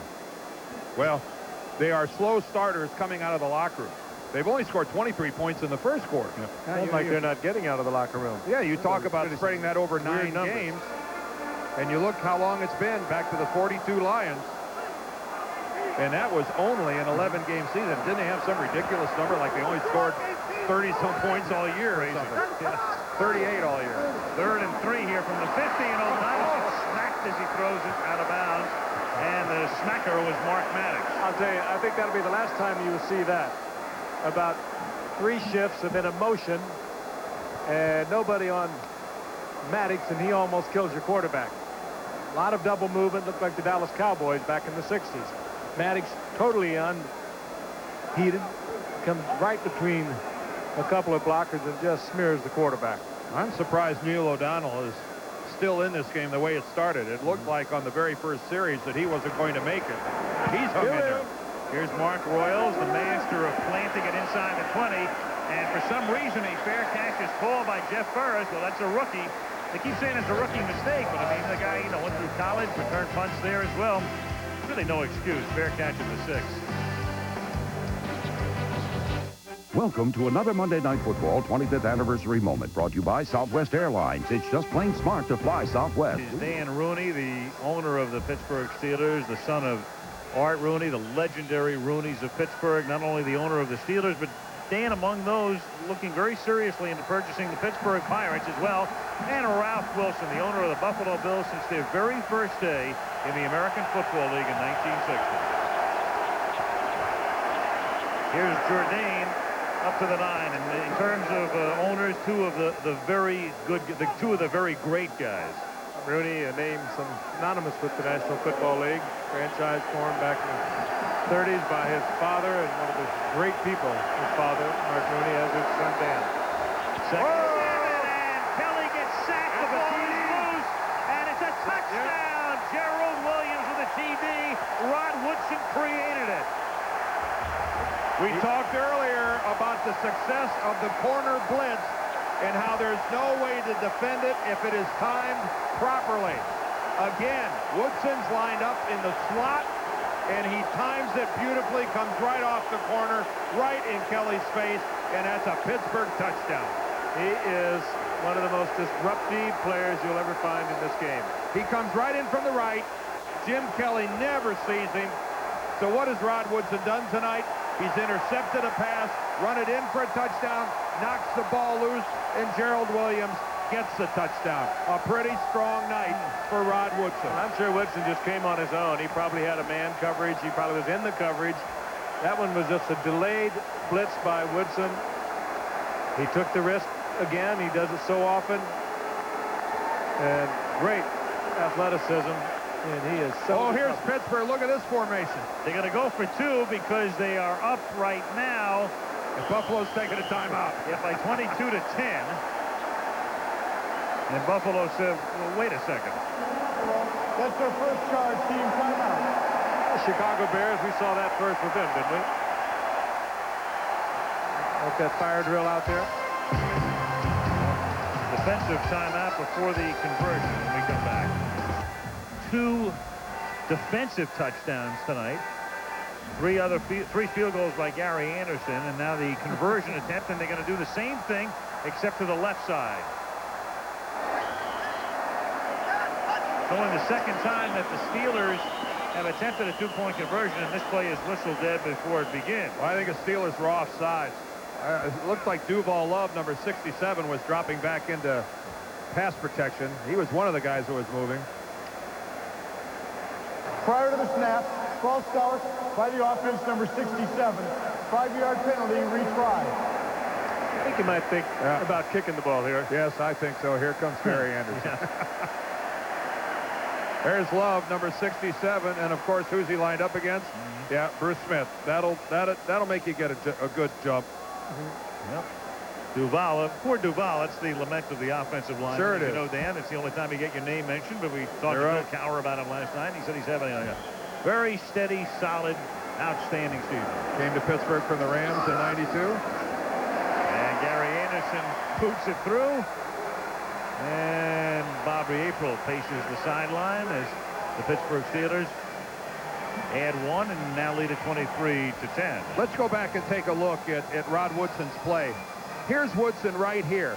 Now, one of the things Bill Cowher told us was he wants him here in the middle of the field in a 3-receiver set. But watch the rotation of the Pittsburgh defense as they cover for Woodson when he comes in on the blitz. And again, look at the timing. He cheats. There's the snap. His teammates are covering for him, and Jim Kelly never sees him coming. Gerald Williams gets the touchdown. A beautiful defensive call by Dom Capers, the coordinator of the Steelers, and of course, jubilation well appreciated in the Rooney box. In the Rooney box. Well, a lot of people are talking about Capers as a defensive coordinator who might be well suited to move right on to becoming a head coach. Certainly a lot of talk about it. Well, it's there he is. He tutored under a lot of good coaches. Sure did. Jim Morrow for one. Yeah, Don James, one of my old coaches at Michigan. Of course, so many good years at the University of Washington. And Dom Capers is one of those guys. You know that list? Tony Dungy. It's got a lot of names on it, and a lot of guys have earned their shot. Jeff Fisher came off the list. Yeah, we scratched him. He's the head coach at Houston as the kick is run back by Yanel Jourdain. Funny how the little things really mean so much. Burris made that fair catch at the 6. You got to give Mark Royals credit for pinning Buffalo. Then Burris made the fair catch. That set up the opportunity for the defensive touchdown. Also, Buffalo with Thurman Thomas in and out of the lineup tonight. They have to go with Yanel Jourdain in the backfield, so you don't even know about the blocking assignments. There it is. The Steeler defense gets off the snide, scoring twice tonight. And the Steelers, for the first time this year, score in the 3rd quarter. And the crowd's back into it. Kelly on an end around to Andre Reed. And Reed is out of bounds, forced out at the 45-yard line by Woodson. Boy, what a good block by Kent Hull, the center. Boy, he snaps the ball and comes all the way out and makes that block for Andre Reed. That's why Kent Hull is a Pro Bowler, and he's limping around. He's hurt. He snaps the football and comes all the way around and makes the block. Here comes Hull. Boy, you don't see many centers in this game that are capable of doing that. Here's Thurman Thomas taking it across the 50 to the 49 on first down. A 5-yard pickup after that 20-yard gain by Reed. Lake makes the hit.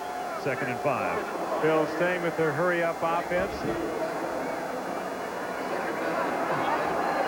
That, of course, means Kelly is in charge of calling the plays on the field. 2nd and 5 at the 49-yard line.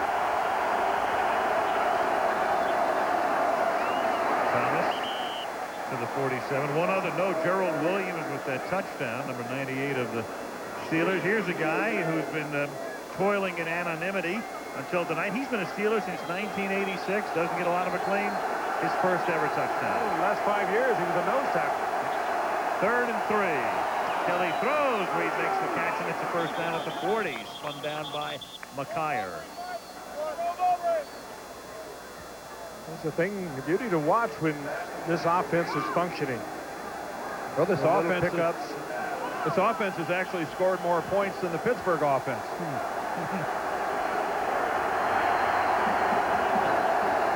That much left in the third. Kelly. Oh, terrible looking screen. Metzelaars makes the catch. He's been well advised to drop it. Gerald Williams again. Loss of 8.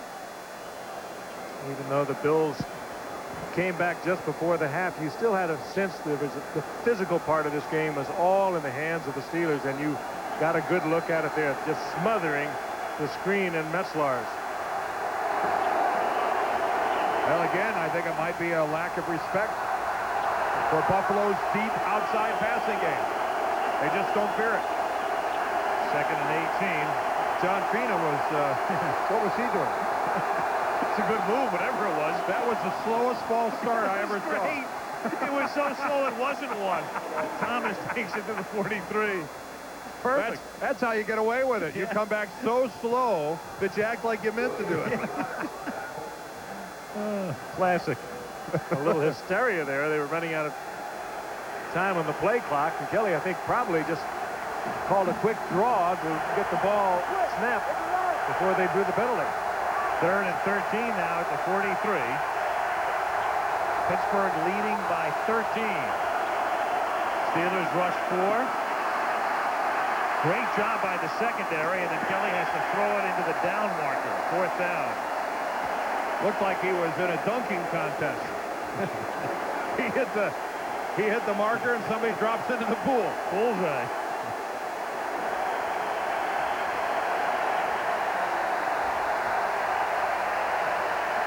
This is just superior coverage on the outside. Little wide left snap from center Kent Hull, but again, Jim wanted to go to one of his 2 outside receivers, and they just disappeared into the abyss that is the Pittsburgh secondary. Chris Moore.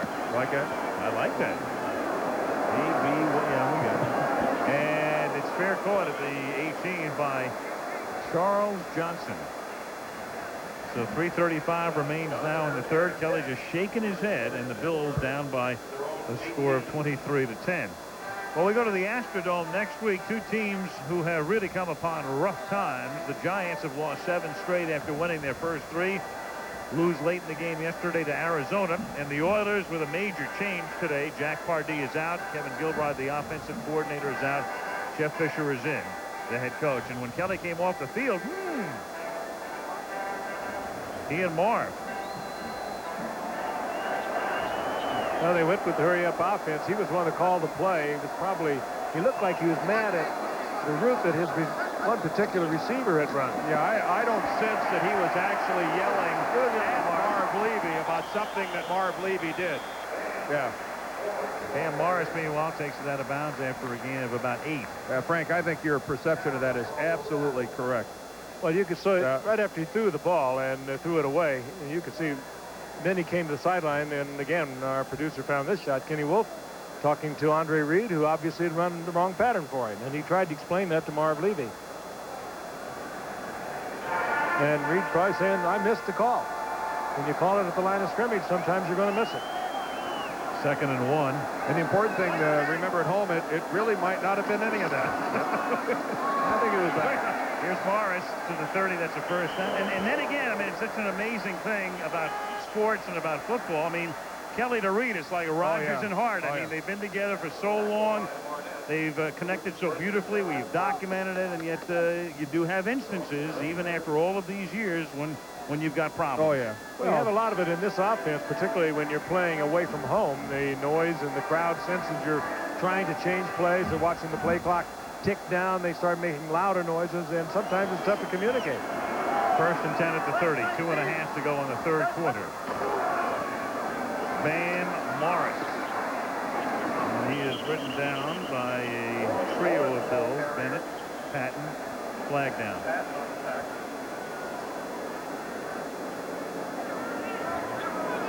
It hockeyly indicates a hold against the Steelers.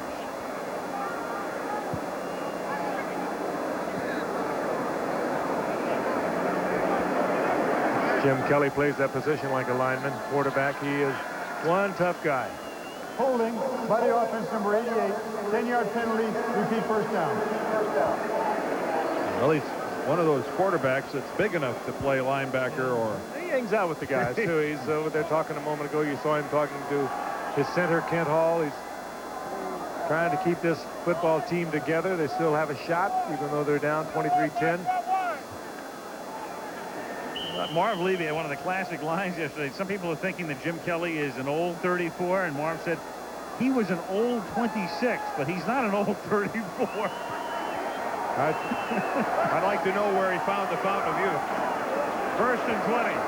And it is picked off by Henry Jones at the 42. Exactly the type of break the Bills needed. That ball, he was a sailor or was tipped at the line of scrimmage.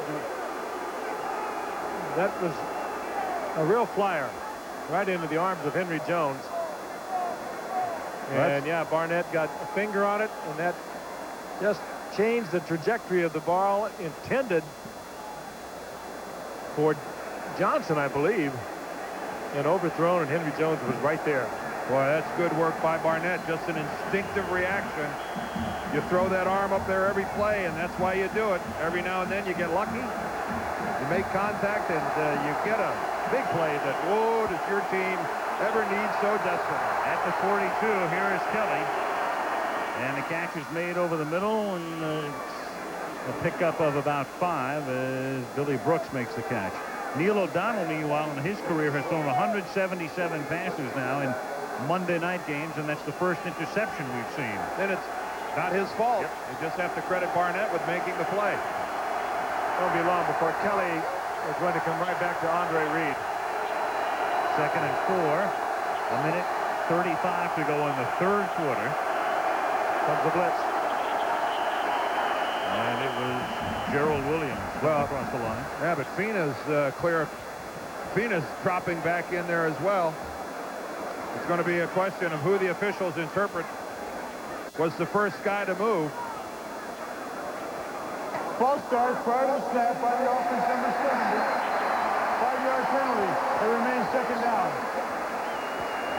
I really can't. John Fina is struggling at left tackle with his ability to hear. The tackles are the farthest from the quarterback. The crowd noise is their worst enemy.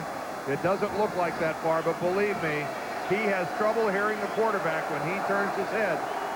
It's one of the things some of the owners have talked about in the rules committee about giving some help to the tackles. On 2nd and 9, Thurman Thomas probes the middle, gets to the 37. Kevin Henry makes the tackle. And when I say talking about giving help to the tackles, the audibilizer, those big speakers they put on the sidelines to aid the offensive tackles in hearing the quarterback call the signals, even maybe installing some speakers in the helmets of the offensive tackles to allow them to hear the quarterback calling the signal. 3rd and 6. Kelly throws, catch made at the 30-yard line. That's Andre Reed, and that will move the sticks. 1st down. Good, sharp, crisp pattern by Reed. Deion Figures found himself in man coverage on Reed, and Kelly recognized it. A little hook up at about 6 or 7 yards. Now Thomas picks up 4 to the 26-yard line with a half a minute to go. Greg Lloyd makes the stop. Next week to the Astrodome we go. Giants, Oilers, new coach Jeff Fisher.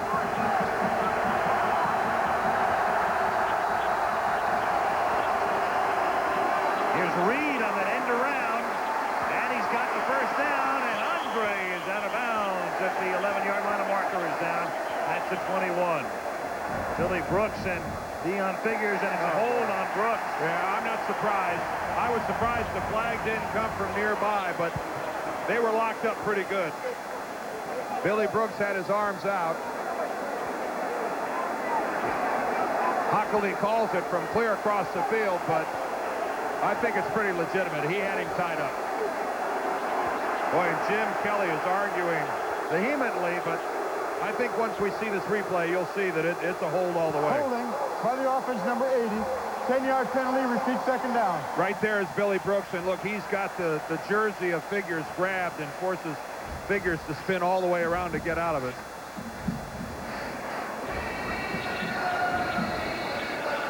Again, And the frustration on the part of Jim Kelly, a couple of tough calls they've had down here. They had one in the first half that negated a big play.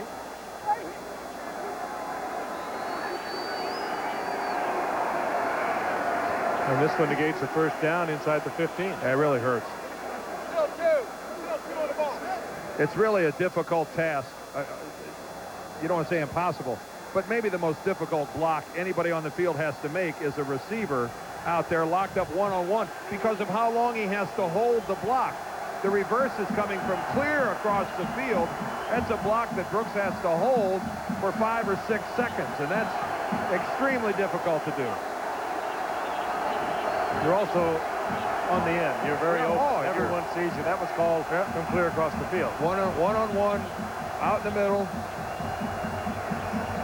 Really a thankless job for a wide receiver to try to pull it off. They mark it at the 27. It is 2nd and 7 for the Bills on what will be the final play of the quarter. And Thurman Thomas takes it to the 20. He's a little short of the first. Brown makes the stop. Third quarter ends with Pittsburgh leading Buffalo 23-10. And Monday Night Football returns after this word from our ABC station. 3rd and 1 Bills at the Pittsburgh 20. 23-10 Steelers. And on 3rd and 1, Thomas gets the first down and takes it to the 16-yard line. Chad Brown in on the stop. Good blocking on the left side of the Buffalo Bill offensive line. Good solid work over there. Lacina.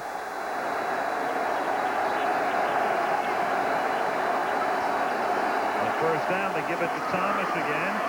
Thurman takes it to the 14. That's a pickup of 2. 2nd and 8 for Buffalo. Again, Buffalo with a loss would be 5 and 5. Only one team in history has gone to a Super Bowl after starting the year with a record of 5 and 5. The 1979 LA Rams. Thomas tonight, 2nd and 8. Kelly throwing off his back foot, throwing it away. And Kelly goes down in the arms of Ray Seals. Think about that Rams team. They only finished the season at 9 and 7. Ended up being the Super Bowl representative. They beat Dallas in the playoffs. They beat Tampa Bay, of all teams, in the NFC Championship game. Remember that game? That's the game that Jack Youngblood played in with a broken leg. Speaking of Tampa Bay, that's where the Steelers got Seals. He had 3 sacks last week. He has been terrorizing passers for the Steelers. Blitz, 3rd and 8. Kelly stepping up and throwing it away. And he goes down again. They sent everybody that time, including Carnell Lake. Oh, and Jim's holding his right arm as he heads towards the Buffalo sidelines. He's holding that baby gingerly. They were looking at his right hand a couple of series ago. They had an ice bag on it, and he went right to the bench.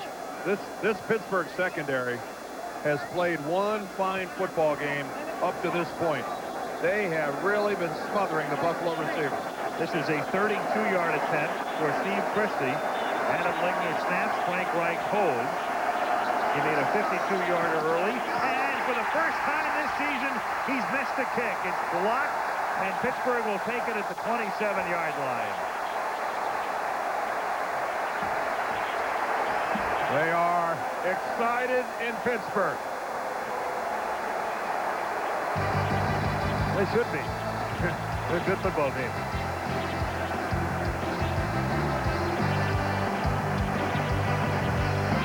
Goal attempt by Steve Christie.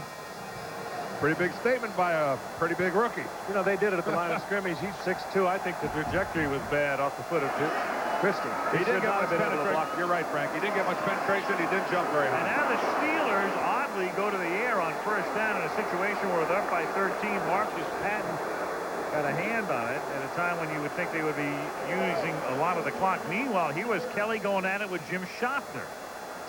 Schaffner, of course, the offensive coordinator who calls the plays when they operate out of a huddle. And I talked to him before the game, and he said Kelly calls the plays when they go with the hurry-up offense, but he was obviously either incensed with Schaffner or about something as he was expressing it to Schaffner. Well, look at Kelly walk the sidelines, yelling at his teammates, trying to get him going. Here's Bam Morris on 2nd and 10.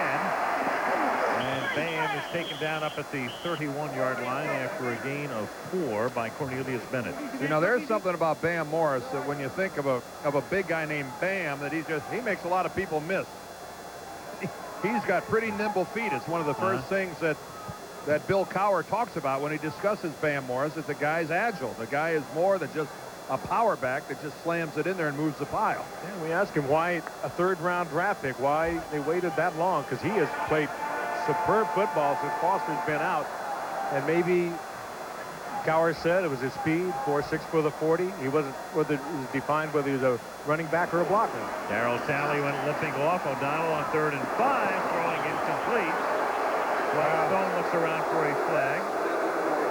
I'm amazed that up 23-10, the 2 out of the 3 Steeler plays are passes in attempting to protect the lead here in the 4th quarter. I'm stunned. Very, very shocking. I mean, especially a team that really makes its mark on the ground with regularity. Bam Morris has been a great 4th quarter runner over the past 4 weeks. Mark Royals is kicked. Fielded at the 21. This is Jeff Burris. Brings it back to the 27. So at a time when they could have taken some time off the clock, they take off just a matter of seconds. And we still have 13:07 left of Pittsburgh. The Golden Triangle right below him. High above the Allegheny and the Monongahela. The confluence of the Ohio. Yes, sir. Steel City. Buffalo at the 27-yard line. They're trying to get back in it. They're down by 13. Here's Thurman Thomas up to the 31. Meanwhile, at the 2-minute warning of the first half, our esteemed colleague Lynn Swan, who spends a lot of time with the big brothers and big sisters, he's the national board president, received a check for $50,000 from NFL Charities on behalf of that organization. Very proud of you, Swanee. There he is. 2nd and 5. And Thurman Thomas picks up the first down, takes it to the 39, tackled by Deion Figures.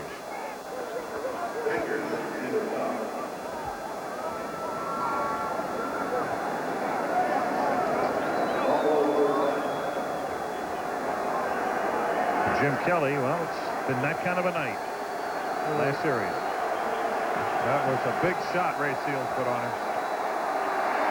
Oh, it continues. Yeah. Kevin Green with a sack.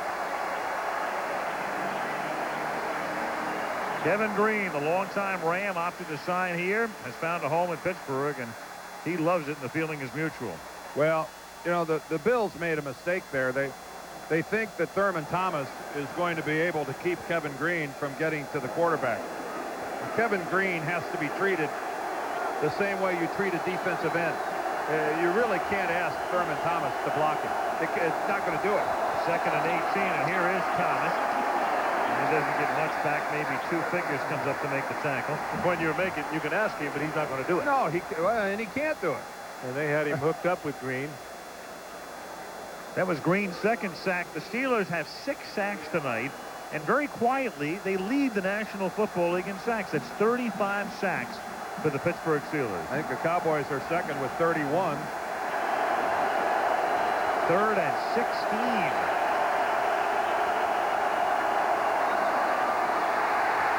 And almost a 7th sack. And we have a flag down. We might have grounding. Oh, and Kevin Green looks like he's hurt. Kelly threw that ball in the arms of the Steeler, but hit his own man right on top of the helmet. Kevin Green's grabbing his lower leg. I think he got whiplashed by one of his own guys.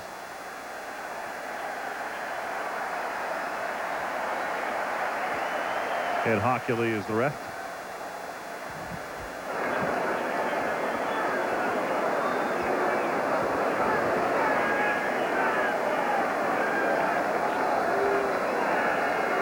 It was an illegal touch. The pass, first hit, an ineligible player.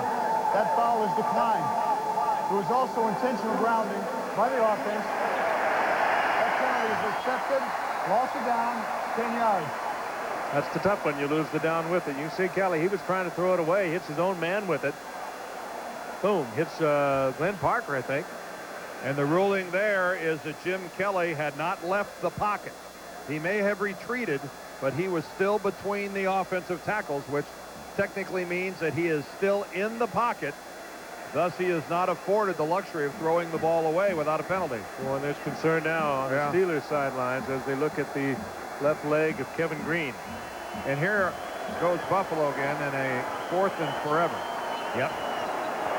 This is 4th and 27. Earlier they had a 4th and 40. Here's Chris Moore. He booms this one. A beauty. Fielded at the 24. Charles Johnson. Tasker is the first guy down there. He escapes him. Well, he made it interesting starting. And the net was 4 yards on the return. 54-yard kick. Bill Cowher. He'll cajole you. He'll berate you. Remaining in the 4th quarter, and now the Pittsburgh Steelers do figure to take some time off the clock. Up by 13. I don't think we'll see a series like we saw a moment ago. I think Cowher probably grabbed Ron Earhart by the neck. He said, look, let's run this thing a mile. Inexplicable. Bam Morris pokes his way for a gain of 2 up to the 29-yard line. Well, actually, Al, you know, Saturday was your birthday. And I just want you to know that we have a little cake up here in the booth. Oh, Al. no. Happy birthday, Al, because we're under the impression that it was kind of a big birthday, wasn't it? One of those big ones. They're all big. No, I mean, how big was this one, Al? Well, how did you stay out of the newspapers? USA Today doesn't publish on Saturday. How old were you, Al? Thank God. You know we can find out. Al, how old were you on Saturday? You know, when I was 19, I lied so I could get I could go to a bar in Arizona. Oh, and you're making me pay for those 2 years now, aren't you? Bam Morris up to the 32. Is this my gift? This is it. That's Al, happy birthday to you. We tried to find 50 candles, but we just couldn't come up with 50 candles. Well, that's 1996. It'll be the 3rd year of the 4-year contract here. You guys are so bad. Is this another one of those years where you're going backwards instead of forward? Well, all I know is you're older than I am now.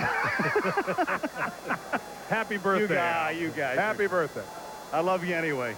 I think. Dan didn't bake that. Oh, man. 3rd and 5.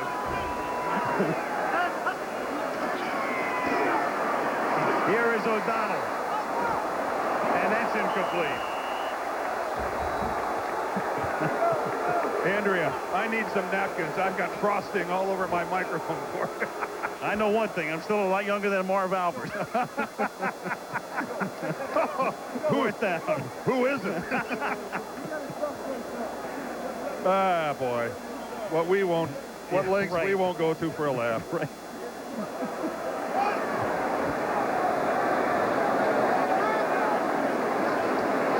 I'm sure this is a closed circuit telecast, right? Mark Royals kicks, and there is Burris at the 13-yard line. And he brings it back up to the 31. And so with 9:16 remaining in the 4th, a 55-yard kick. Early out here, aren't they? Yeah. Coming up. The holiday season is upon us. You'd never know with this weather, though. A magnificent day here in Pittsburgh. Well, here it was, shirt sleeves. Everyone was out sunning themselves. Not only hot, but it's humid tonight. Sticky. Ball at the 31 for the Buffalo Bills. Kelly's already been sacked 6 times and almost a 7th. And then Dion Figures blows an easy interception. I really thought Jim was trying to throw that ball away, but he put it right in the arms of Figures.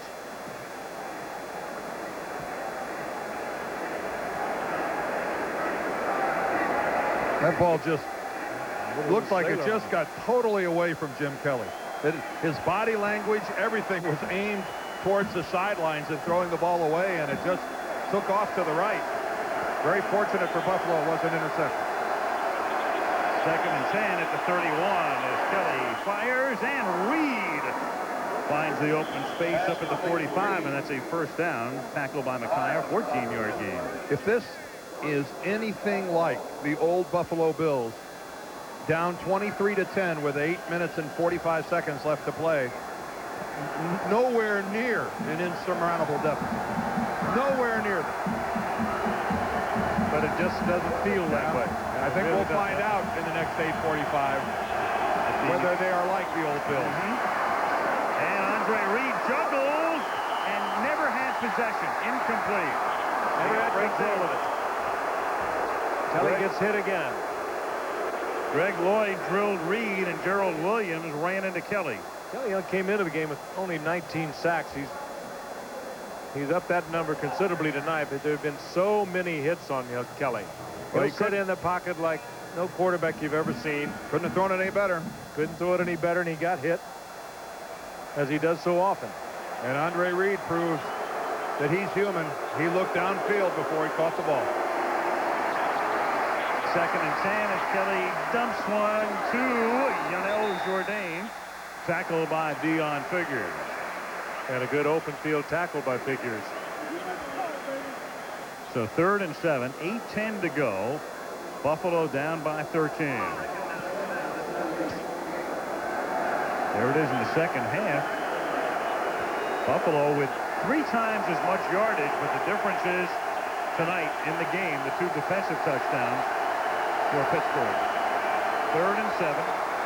Kelly from the gun. Kelly guns a wobbly pass that Reed can't get control of, and incomplete. Darren Perry, whoa, what a hit. We talked about Carnell Lake and Andre Reed, who came into this game playing hurt with a sore knee. Well, took quite a shot, and he is staying down. A year ago, on the near sideline, it was a tremendous shot on Don Beebe by the Pittsburgh Steelers, who their secondary is redefining hard hitting tonight. I don't think this was a headshot. This No. going just under the shoulder. That's a good, clean shot by Darren Perry. That's just right on the shoulder pad. That's just knocking the ball loose. That's the way a defensive back is supposed to play it. Andre Reed is up, and he's headed over. Boy, this has been a textbook night by the Pittsburgh secondary, and they've been doing this for a while. They're a good group. Hey, you hear so much about Rod Woodson, and well, you should, but it's kind of lost by many. The Carnell Lake and Darren Perry are 2 of the best safeties in this game. Meanwhile, it's 4th and 7, and the Bills, well, there's a sense of urgency, obviously, here. They're down by 13.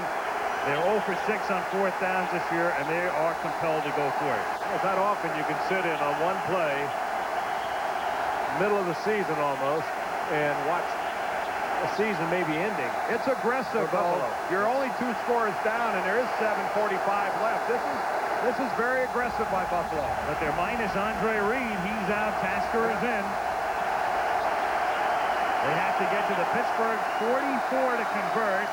And the catch is made, and forward progress by Bill Brooks should net the first down, and does at the 43. Well, aggressiveness pays off. Kelly just had all of his receivers go down and turn and look to him after they picked up first down yardage. He picked out the open man, and Bill Brooks has been doing that for a lot of years. One of the fine possession receivers around. 1st and 10 at the 43. Kelly throws, and into traffic, incomplete. Steve Tasker, the intended receiver. 2nd down. Little behind him. Tasker is playing for the first time in about 5 weeks without a cast on a broken thumb. Now Andre is coming back in. 2nd and 10. 7:10 to go. 4th quarter. 23-10 Steelers. And Metzelars gets away from a tackle and takes it to the 26. He spun away from Carnell Lake and is tackled by Gary Jones. Big 6'7" target. He doesn't have the speed that Keith McKellar, who occupied this spot up until a couple of years ago, had, but he is a big target, and he can put on a pretty good lumber when he gets that ball tucked away. 17-yard gain, 1st down at the 26.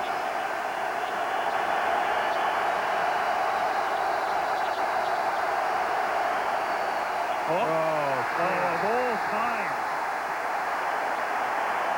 Rod Woodson and Carnell Lake were blitzing.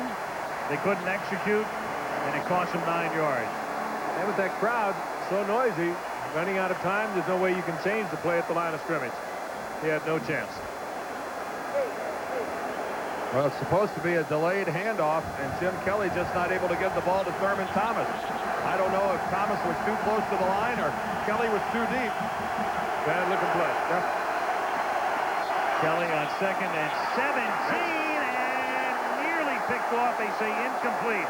Carnell Lake and Pete Metzeler rolling around. Well, Carnell Lake had it. He had it initially and couldn't control it. Ball had not been controlled when it hit the ground. Somebody will squirt these guys with a hose and let them know the play's over. And now they're going to talk it over. 3rd down. Hey, guys, this was over a while ago.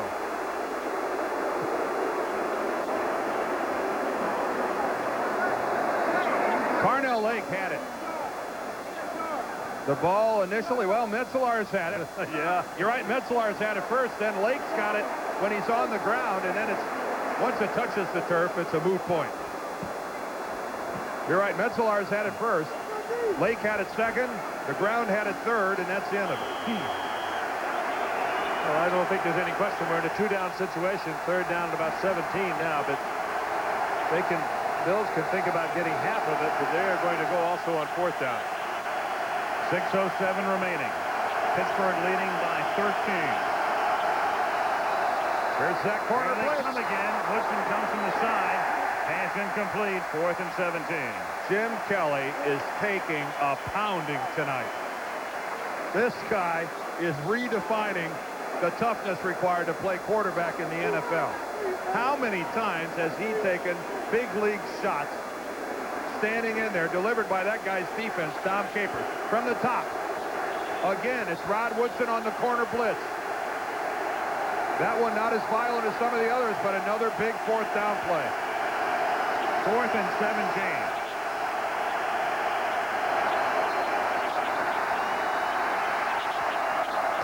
And the catch is made at the 18-yard line, but short of the first. Bill Brooks gets 16. Short of the line again. Pittsburgh takes over on downs. They needed 17, they got 16. So hard with Kelly in trouble, and Brooks had taken it upfield and had to come back to make the completion, and he came up short of the 1st down. They always tell you, always get the 1st down yardage, but when your quarterback's in trouble, you keep working back to the ball. Tim McKyer was right there, and Brooks came up short. Boy, great look at it. A great look at it there. Nice work, fellas. Oh, we've had some extraordinary looks all night. So close. Pittsburgh at the 17-yard line, 1st and 10. Let's see if they throw the ball this time. I think not. Van Forrest. Ooh, somebody's bent over backwards there. Oh, man. Is that John Jackson, the left tackle? Yes. Ooh. Whoa. Oh, you hate to see that. They rolled right up behind Jackson's legs.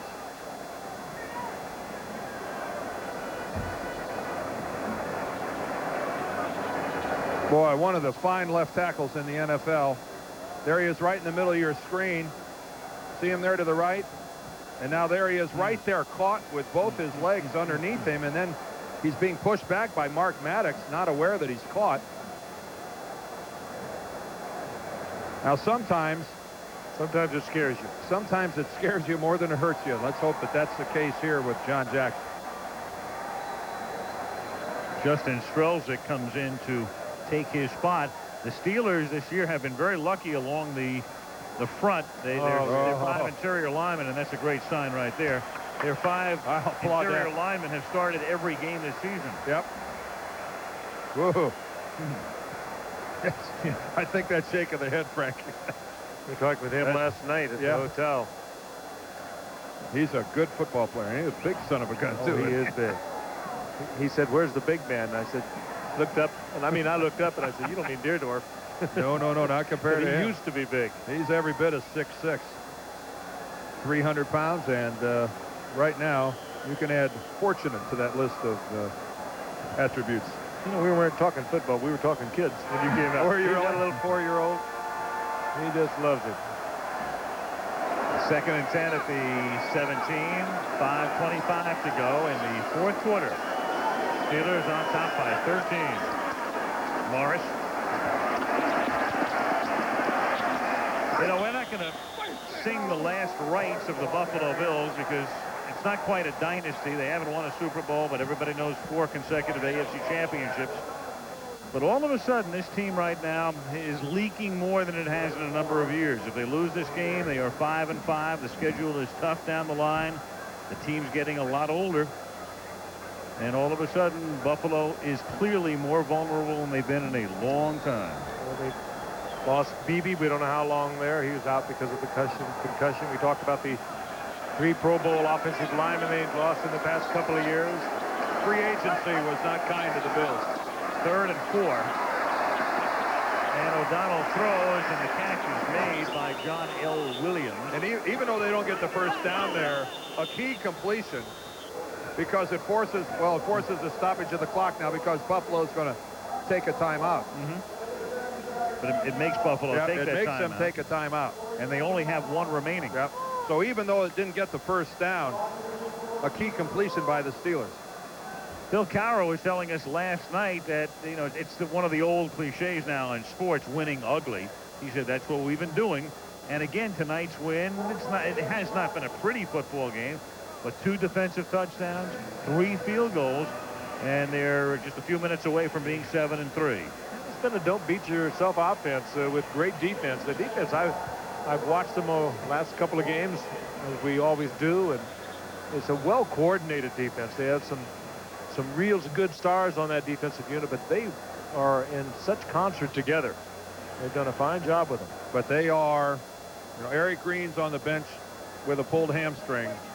They are very pedestrian offensively without Eric Green. They're not scintillating with him. And they have Miami coming in on Sunday. I don't know that just scoring 9 points offensively is going to get it done for the Steelers down the stretch. There's Eric Green on the bench, but whoa, what a defensive football team. Joe Green and L.C. Greenwood and Jack Ham and Jack Lambert and Mel Blount would be real proud of this group. Mark Royals to kick it now with 4:28 to go. How about Ernie Holmes with the arrow on his head? I like Ernie, too. Backing up at the 25-yard line for the fair catch is Jeff Burris, and that's a 51-yard kick by Mark Royals. 4:20 now left in the fourth quarter. So you'd like to think for Buffalo, let's get something big. Let's get it, put one up as quickly as we can, but they really don't have anyone to take it deep. A few times they've tried to go deep tonight. They have tried to go deep to Andre Reed. He's the underneath man. And they're missing Beebe. They're missing him a great deal because he provides the speed. And it tells you the years that they moved the ball so prolifically offensively. What a role James Lofton played for them. And Keith McKellar, the tight end. Both of whom very capable of going deep. McKellar in the middle, Lofton wide. First and 10 from the 25. The catch is made by Metzelaars. Up to the 39 he goes. First down.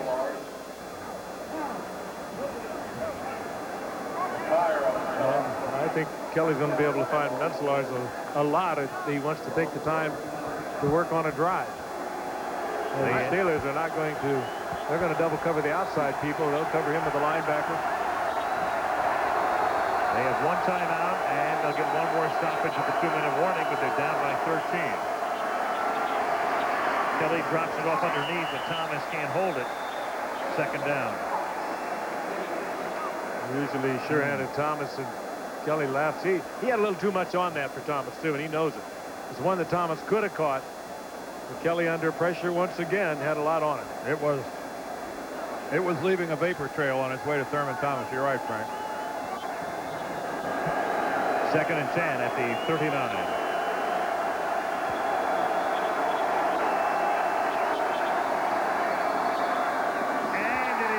Intercepted. Carnell Lake.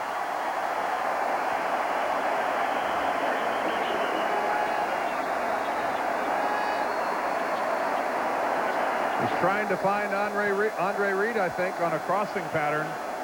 And that's about as easy an interception as a guy can get. Carnell Lake just stood there and made a little move to the football, but Frank, Jim Kelly served that baby right up. Look at Lake right there.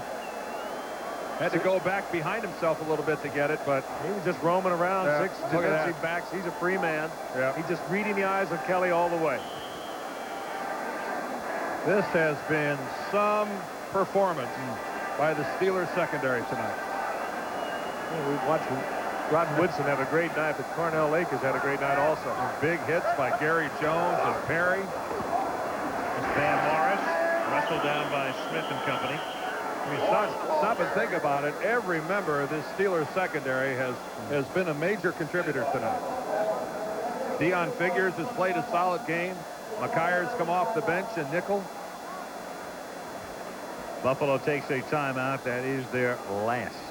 Dom Capers, the defensive coordinator of the Pittsburgh Steelers. And you know, in their last 3 victories, not counting this one coming up tonight, they've not scored more than 14 points in any of those games, and that tells you just how good they've been playing defensively. Check that out. 6 sacks, 3 takeaways, and a pair of touchdowns. Dom has done a fine job, but also keep in mind the team was brought in here by one of the fine defensive coordinators, Bill Cowher. And Bill with a great background under another fine defensive coordinator.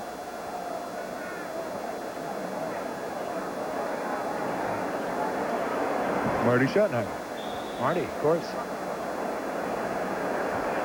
Somehow the defenses seem to find a way. Earlier this year, with all of the new rules put into effect to increase the scoring, Greg Lloyd and others on the bench. They become much more chancy because of it, I think. But the defenses have caught up again. It's 2nd and 13. Van Morris tackled by Maddox. One thing you can say about this Pittsburgh team, and this does extend to their offense as well, this is as physical a football team as there is in the National Football League. They certainly do not possess the offensive skills of Dallas and San Francisco and some of those teams. But from a physical point of view, just buckling up your chin strap and saying, let's get it on, the Pittsburgh Steelers are the equal of any team in the National Football League. 3rd down and 7. They're going to be a game behind Cleveland. 3rd and 7, and O'Donnell nearly gets sacked by Henry Jones. Then he drops it off for John Elway, who's doing everything he can to avoid going out of bounds, but can't. I think it just dawned on him a little too late. Yeah. Tried everything. He said, wait a minute, I don't want to do this. He threw out the air brakes to no avail. And he's had his hands on a few of them, too. 3rd leading running back in receptions in the history of the National Football League, John Williams. Came from Seattle, where he had great years up there, and he tried to put the brakes on, and they just weren't there. He left skid marks on his way towards the sideline. So Mark Royals will kick, and that stops the clock. It's a favor for the Bills with the way they're going. It doesn't figure to matter. Royals gets knocked down again. It's only the 2nd touchback for Mark Royals this season. The punter was knocked down by his own man. That is right, Mr. Hockley. Great job tonight by our crew. Thanks a lot, and congratulations, guys. Pictures were superb. Outstanding. Really good. And happy birthday, Al. And you'll be getting... No, thank you. And I think we'll all be getting bouquets from Bill Cowher, who now appears to be on his way to being 6-0. Yep. On Monday Night Football. He's got other coaches around the league calling him and asking him, how do you prepare your club? What are you doing? One of the things he does is he conducts a full, pretty heavy workout on Saturday night. A lot of teams maybe go through a walkthrough on Sunday night. He has a heavy practice on Saturday night. Frank Reich is the Buffalo quarterback, and the pass is incomplete, knocked down by Lake. You just made a lot of football players so unhappy. You're going to have a lot of players practicing late on Saturday night. I don't think they're not going to like that. I don't think that was a secret. Yeah. Well, keep in mind, the Bears talked to the Steelers before that Monday night game in Chicago, and they pretty much went through the same routine. And the next thing you know, they lost to Green Bay 33-6. Well, so Tampa can run the same play as the Cowboys, too. That doesn't mean the result's going to be the same.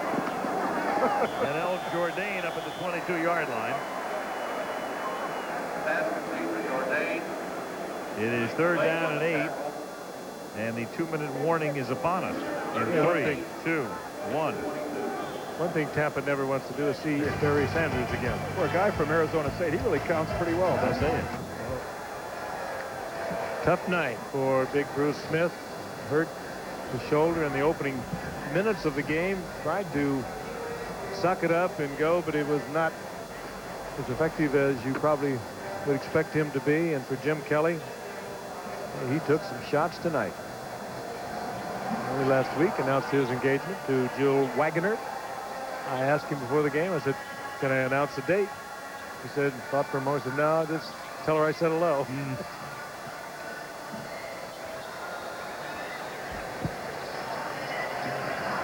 Well, the Bills are going to go home 5-5. They have a tough one, Green Bay at home this week, then Detroit Thanksgiving Day. 3rd and 8. Pittsburgh staying here against Miami, and then they go to the Raiders the following week. Frank Reich throws. The catch is made, but short of the first down. Billy Brooks tackled at the 29. It'll be 4th and 1. We got sent some plaques up here tonight from a Hain Elementary School here in Cranberry Township, Pennsylvania. I guess every week they make a bunch of cookies for the Steelers. They make signs that they hang around the stadium here. Huge Steelers backers. Thanks for the memento. Appreciate it. Metzelaars picks up the first down. I tell you, the hitting of Woods on Carnell Lake has been infectious. Dion Figures now puts a hit on Metzelaars. Well, caught him right in the stomach. There are going to be long lines back in Orchard Park by the Buffalo Bills waiting to get in the hot tub after this game, and most of them are going to be receivers and tight ends. A punishing game and punishing hits delivered by the Steelers defense. Well, Neil O'Donnell has joined our esteemed colleague Bob Greasy as the only quarterbacks to have won their first 6 starts on Monday Night Football. Greasy doing it back in the early 70s at the inception of the package. And O'Donnell doing it, well, O'Donnell kind of doing it like Greasy did it, pretty quietly and effectively and efficiently. I guess we'll be seeing Neil O'Donnell in Canton, Ohio then. Yes, that's right. Executive producer of ABC Sports, Jack O'Hara. You're bad. Over a blast furnace produced by the Wolfman himself. The great Dennis celebrating his 25th year with ABC. Fred King and Brian Gordon. Freddie celebrating his 22nd or so. Steve Hurt, our director. 22nd year on this planet, I think. 1st and 10. As Wright throws, and stepping out of bounds there is Billy Brooks. Donnie Schulte, I guess, celebrated his 25th year. Drew DeRosa as well. Yeah, that's amazing when you stop and think. A lot of our gang has been here for a I don't think it's so amazing. Yeah. Well, Frank, you're only 24. Frank, but I think I have more games than all those guys. You haven't been ridden hard and put to bed wet like some of these guys. I have it. Frankie has a mask. Is that true? Well, just Brooks gets whacked by Gary Jones. And you see that Brooks drops that ball. He drops that ball because of everything that's happened prior to this. That's a perfectly thrown ball by Jim Kelly to Brooks, and he drops that ball. That is the end result of a lot of things that have happened prior to that. And Gary Jones is not getting up. I'm sorry, not Jim Kelly. Frank Reich threw that ball. Frank Reich, by the way, he's going to be a free agent at the end of this year. He delivers that ball perfectly to Billy Brooks. Ooh. That head was that's pushed back. I hope. Frank Reich, a free agent, as you mentioned, and they still work on Gary, and that's a good sign as he gets up. You like to see that. He jammed that helmet right into the chest. The head was snapped back. He looks to be all right. One thing about Frank Reich, though, he might have some marketability, but here's a guy already in his 10th year. He's no spring chicken, and neither am I, but he... Oh, Lord, thank you. Or you. Well, that's true. That depends upon your perspective. That's very... Well, thank you, Frank. You know the guy that, good point. You know, the guy that Frank Reich, quite frankly, excuse me, who is out there is Bill Polian. Right. You know, the ex-Buffalo general manager. That's right. And Bill Polian is now the general manager in Carolina. And he's a guy that may give Frank Reich a good look and a good way to get an expansion franchise started. Second and 10 at the 44, and Reich guns one over the middle, and the catch is made by Brooks, who takes it down to the 33-yard line. So the Bills without a timeout, first down at the 33. And by the way, Bill Polian is here at the game tonight. I saw him in the press box. Is that a coincidence? No, he's taking in a lot of games. He's trying to figure out what they're going to do in stocking the team. And he's one of the most knowledgeable people in his business, the personnel business, that I've ever been around. Who's going to coach the Panthers?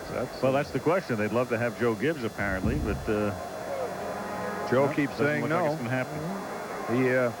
He seems to be pretty happy with his racing career and settled in comfortably. Some talk around here about Dom Capers maybe over at NBC making the move. Meanwhile, Tom Coughlin's going to coach Jacksonville. That's already been announced, of course, and Tom is getting ready to coach next year, and he'll be amazingly the oldest coach in the AFC Central. All of the other coaches are in their 30s, and I think Tom is 48. Meanwhile, the AFC East, those coaches have kids older than Tom Coughlin. Ed Hockley will give us the call. Delay of game by the offense. 5-yard penalty. It remains second down. We have a supporting graphic. There it is. Coughlin, 48 years and 2 months. And then Belichick at 42. Cowher. Jeff Fisher named today as the Oiler head coach, and we'll see him next week on Monday night against the Giants, and Dave Shula. Do you remember when Bill Belichick left the Giants and went to Cleveland, how young we thought he was? Yeah. Look at I like frankly, the AFC East. We got some good old boys there. Yeah, only Pete Carroll's dragging down the average of that group. We got Don Shula, Marv Levy, and Ted Marchibroda. Bill Parcells. Right, second and 15. And Reich's going to air it out, and it's a jump ball, incomplete. Brooks right in the middle of that. And the rest of our crew up here, Andrea Bryant is our kennel keeper. Bill Monahan works the sidelines. George Hill is always on the stats out of Puyallup, and Malibu Kelly Hayes, our spotter supreme. Malibu Kelly Hayes may have a hard time getting back to Aspen, Colorado. Snowing up there. Hey, look at this crew. This is what it looks like at the end here, folks. This is a mess. It was once referred to as Mother Love's Traveling Freak Show. I got cake all over my coat. Where's the cake? I tell you, it's all over my pants. Drew DeRosa giving the high sign. Trying to hide Al's cake, and I get it all over my pants.